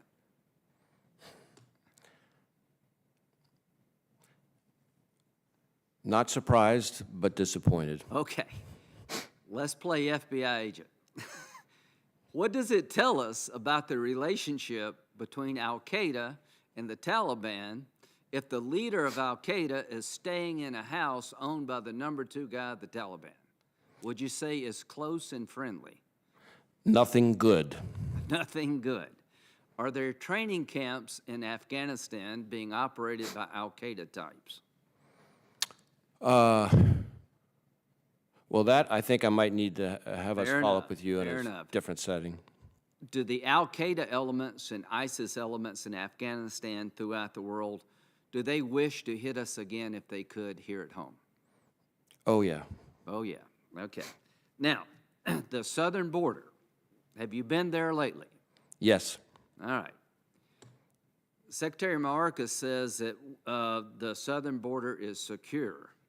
From a counterterrorism point of view, do we have operational control of the southern border regarding counterterrorism threats that would lead you to conclude the border is secure? Well, let me answer that this way. While on the one hand, we don't have, so I don't want to mislead people, any imminent credible threat from a foreign terrorist organization on the border at the moment, any port of entry, any potential vulnerability is something we know foreign terrorist organizations and others will seek to exploit. And you only have to look at the case that we charged pretty recently involving an individual trying to smuggle nationals into the U.S. to kill former President Bush, right. To be reminded that it's something we need to take deathly seriously. So let's look at the state of the border. We're estimating there'll be 1 million gotaways before the end of the year. Are you familiar with that? I've heard reports to that effect. That we're on track to have the most illegal entries in the history of the country this year by a factor of a lot. Are you familiar with that? I've heard, again, reports to that effect. How easy would it be for a group of terrorists to intermingle themselves in this wave of illegal immigrants and be able to sneak into our country to kill a bunch of us? Well, I mean, I don't want to give them a roadmap, but it's certainly something I we're think concerned they about. already know. So here's what I would suggest. I'm going to ask you a question. I'm out of time. I want you to tell me the likelihood of the southern border being exploited by terrorist organizations throughout the world to commit a terrorist attack on the United States if we don't change our policies. Thank you. Thank you. Senator Graham, Senator Cotton. Director Wray, is it a crime under Section 1507 of Title 18 to picket and protest outside of a federal judge's home to try to influence his or her decision? I don't have the statute in front of me, but that sounds like a fair description. So on numerous occasions in recent months, there have been large-scale protests outside the homes of Supreme Court justices in the Washington, D.C. area. Yesterday, the head of the Department of Justice Criminal Division confirmed that the Biden Justice Department has not brought a single case against any individual for breaking that law by protesting outside of those justices' homes. Are you aware of the FBI making any arrests for violations of Section 1507? I'm aware that we have a number of investigations related to threats of violence against justices and against judicial buildings, including the Supreme Court. And of course, we assisted in the recent charges of the individual who had a plot to kill or an intent to kill Justice Kavanaugh. What statutes are involved, I don't know, but I don't think any of them used 1507 as the offense. Why were there no arrests for an obvious violation that played out on national television? Did someone in the Biden Department of Justice direct you not to let FBI agents enforce that law? No, I don't think we've gotten any directive to that effect. I think part of what you're driving at, respectfully, goes to questions about the interpretation of and applicability of the statute. And while I absolutely understand your interest in the question, I think this is one of those times where I would point to the department as the lawyers who are making Well, I have it right here in decisions about front how of to me. It's not enforce it. very confusing. Whoever with the intent of influencing any judge in the discharge of his duty pickets or parades in or near a building or residence occupied or used by such judge shall be fined under this title or imprisoned for not more than 1 year. I mean, it happened on national television news. Were there no self-starting FBI agents in the area that thought, wow, they're committing a terrible federal crime, I'm going to go arrest them? Well, as I said, we're working very closely with the marshals, with Supreme Court police, with the Supreme Court marshals. They have the principal responsibility for crowd control and protecting the justices. We have a number of investigations underway as we speak. And then questions as to the enforcement of that particular statute constitutionally are better directed to the department. Well, I don't think there's much question about the constitutionality. In 1965, in Cox v. Louisiana, the Supreme Court held up a virtually identical state statute. In 1988, Justice John Paul Stevens stated that it would be constitutional to prohibit protesting outside even an elected official's home, not judges' home, but elected officials' homes, because, quote, there is simply no right to force speech into the home of an unwilling listener. So why did no FBI agent in the national capital region, seeing a crime committed repeatedly on national television, not go enforce the law? I mean, don't you expect your agents to go enforce the law? I mean, if they're aware of a bank robbery or kidnapping, do they need direction from on high to make an arrest? Well, our agents are, as we've discussed at some length in different ways throughout this hearing, are up to their necks enforcing all sorts of laws. And I wish we were in a situation where every federal violation that occurred in this country was something the FBI could have the resources to investigate. We have prioritized focusing on violence and threats of violence, and we are aggressively investigating in that space across the spectrum, including violence and threats of violence against members of the judicial branch. Well, I mean, these protests wound up with a hitman traveling across the country trying to assassinate Justice Brett Kavanaugh. And he's been arrested and charged federally. Seriously, in addition to that actual hitman's crimes. I mean, again, it was happening on national television. Seems like a layup to show up and arrest them. I mean, what if those protesters were protesting outside of a district judge home, were members of MS-13, and that judge was presiding over the murder and racketeering trial of an MS-13 gang lord? Would you expect your agents to show up and arrest those protesters? I would think we would want to be aggressively investigating MS-13 members, and we are. So, but that didn't answer my question. Would you expect your agents to stop MS-13 from protesting outside of a federal judge's home as that judge presided over an MS-13 murder trial? Knowing what we know about MS-13 and their almost epic commitment to violence, an MS-13 member engaging in that activity outside a judge presiding over an MS-13 trial would be something that I think would lead to us trying to look at every tool we have to be able to protect that judge. So it's okay to protest outside of the Supreme Court justice's home if you disagree with their potential rulings? I didn't say that. I don't believe that. So what's the difference between the two? I think the difference is twofold. One, we have to make sure that we are prioritizing and enforcing those violations of federal criminal law that represent the greatest threat to the public, and so that in particular focuses on violence and threats of violence. Second, as to this particular statute, questions about when it applies constitutionally are, with respect, better directed to the department. If I was sitting here as the Assistant Attorney General or the Attorney General, I might have a different type of response to you, but as FBI Director, on the interpretation of the statute constitutionally, I would defer to the department on that.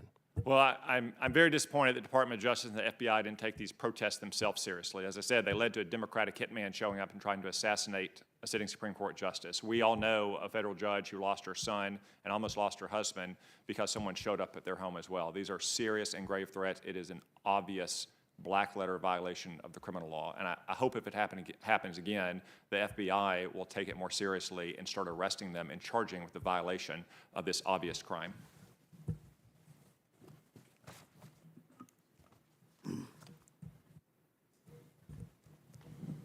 At this point, everyone has had a chance for a first round, and with the exception of Senator Tillis and Senator Cotton, have gone over the allotted 7 minutes. I know that you have to leave. I have additional questions, but I will not be asking them. I will recognize Senator Grassley, who's asked for an opportunity to close this with questions.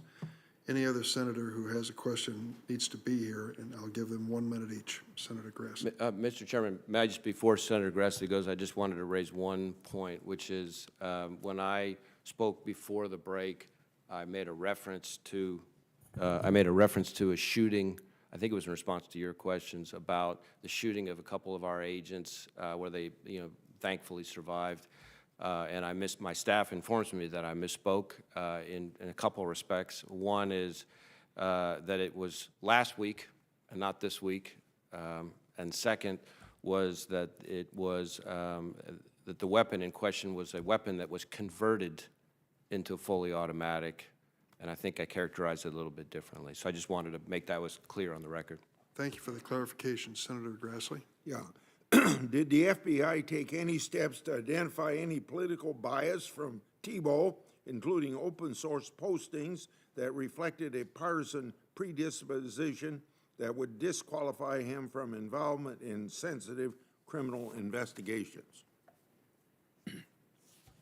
Well, Senator, I want to be careful not to comment at the moment on ongoing personnel matters. Certainly, we want to take advantage of all the tools at our disposal to make sure that people are following the rules. Can you just say this? Do you generally take any of that into consideration with any of your people that are in sensitive positions? You mean in selecting them for the position or knowing whether they got any political bias or not? Well, we expect our people to comply with a number of rules, including the Hatch Act. And so we have a number of rules and policies that govern not just... Let me go on to my next question. Okay. Which field offices are responsible for monitoring and investigating those Afghan evacuees that pose a national security concern? And that's a follow-up to Senator Hawley's question, but he didn't ask that specific question. So, Senator, I'll answer that one way, but I might need to follow up with you in writing. The way I would answer it is all of our joint terrorism task forces, all 200 of them, are engaged in the effort to investigate potential terrorist activity, and any number of them would potentially involve people who came from Afghanistan. So I think I'm a little confused as to the reference to specific field offices, but let me see if there's more information we can get for you as a follow-up. I might be missing an important nuance. My last question, does the FBI know where all these flagged evacuees are located?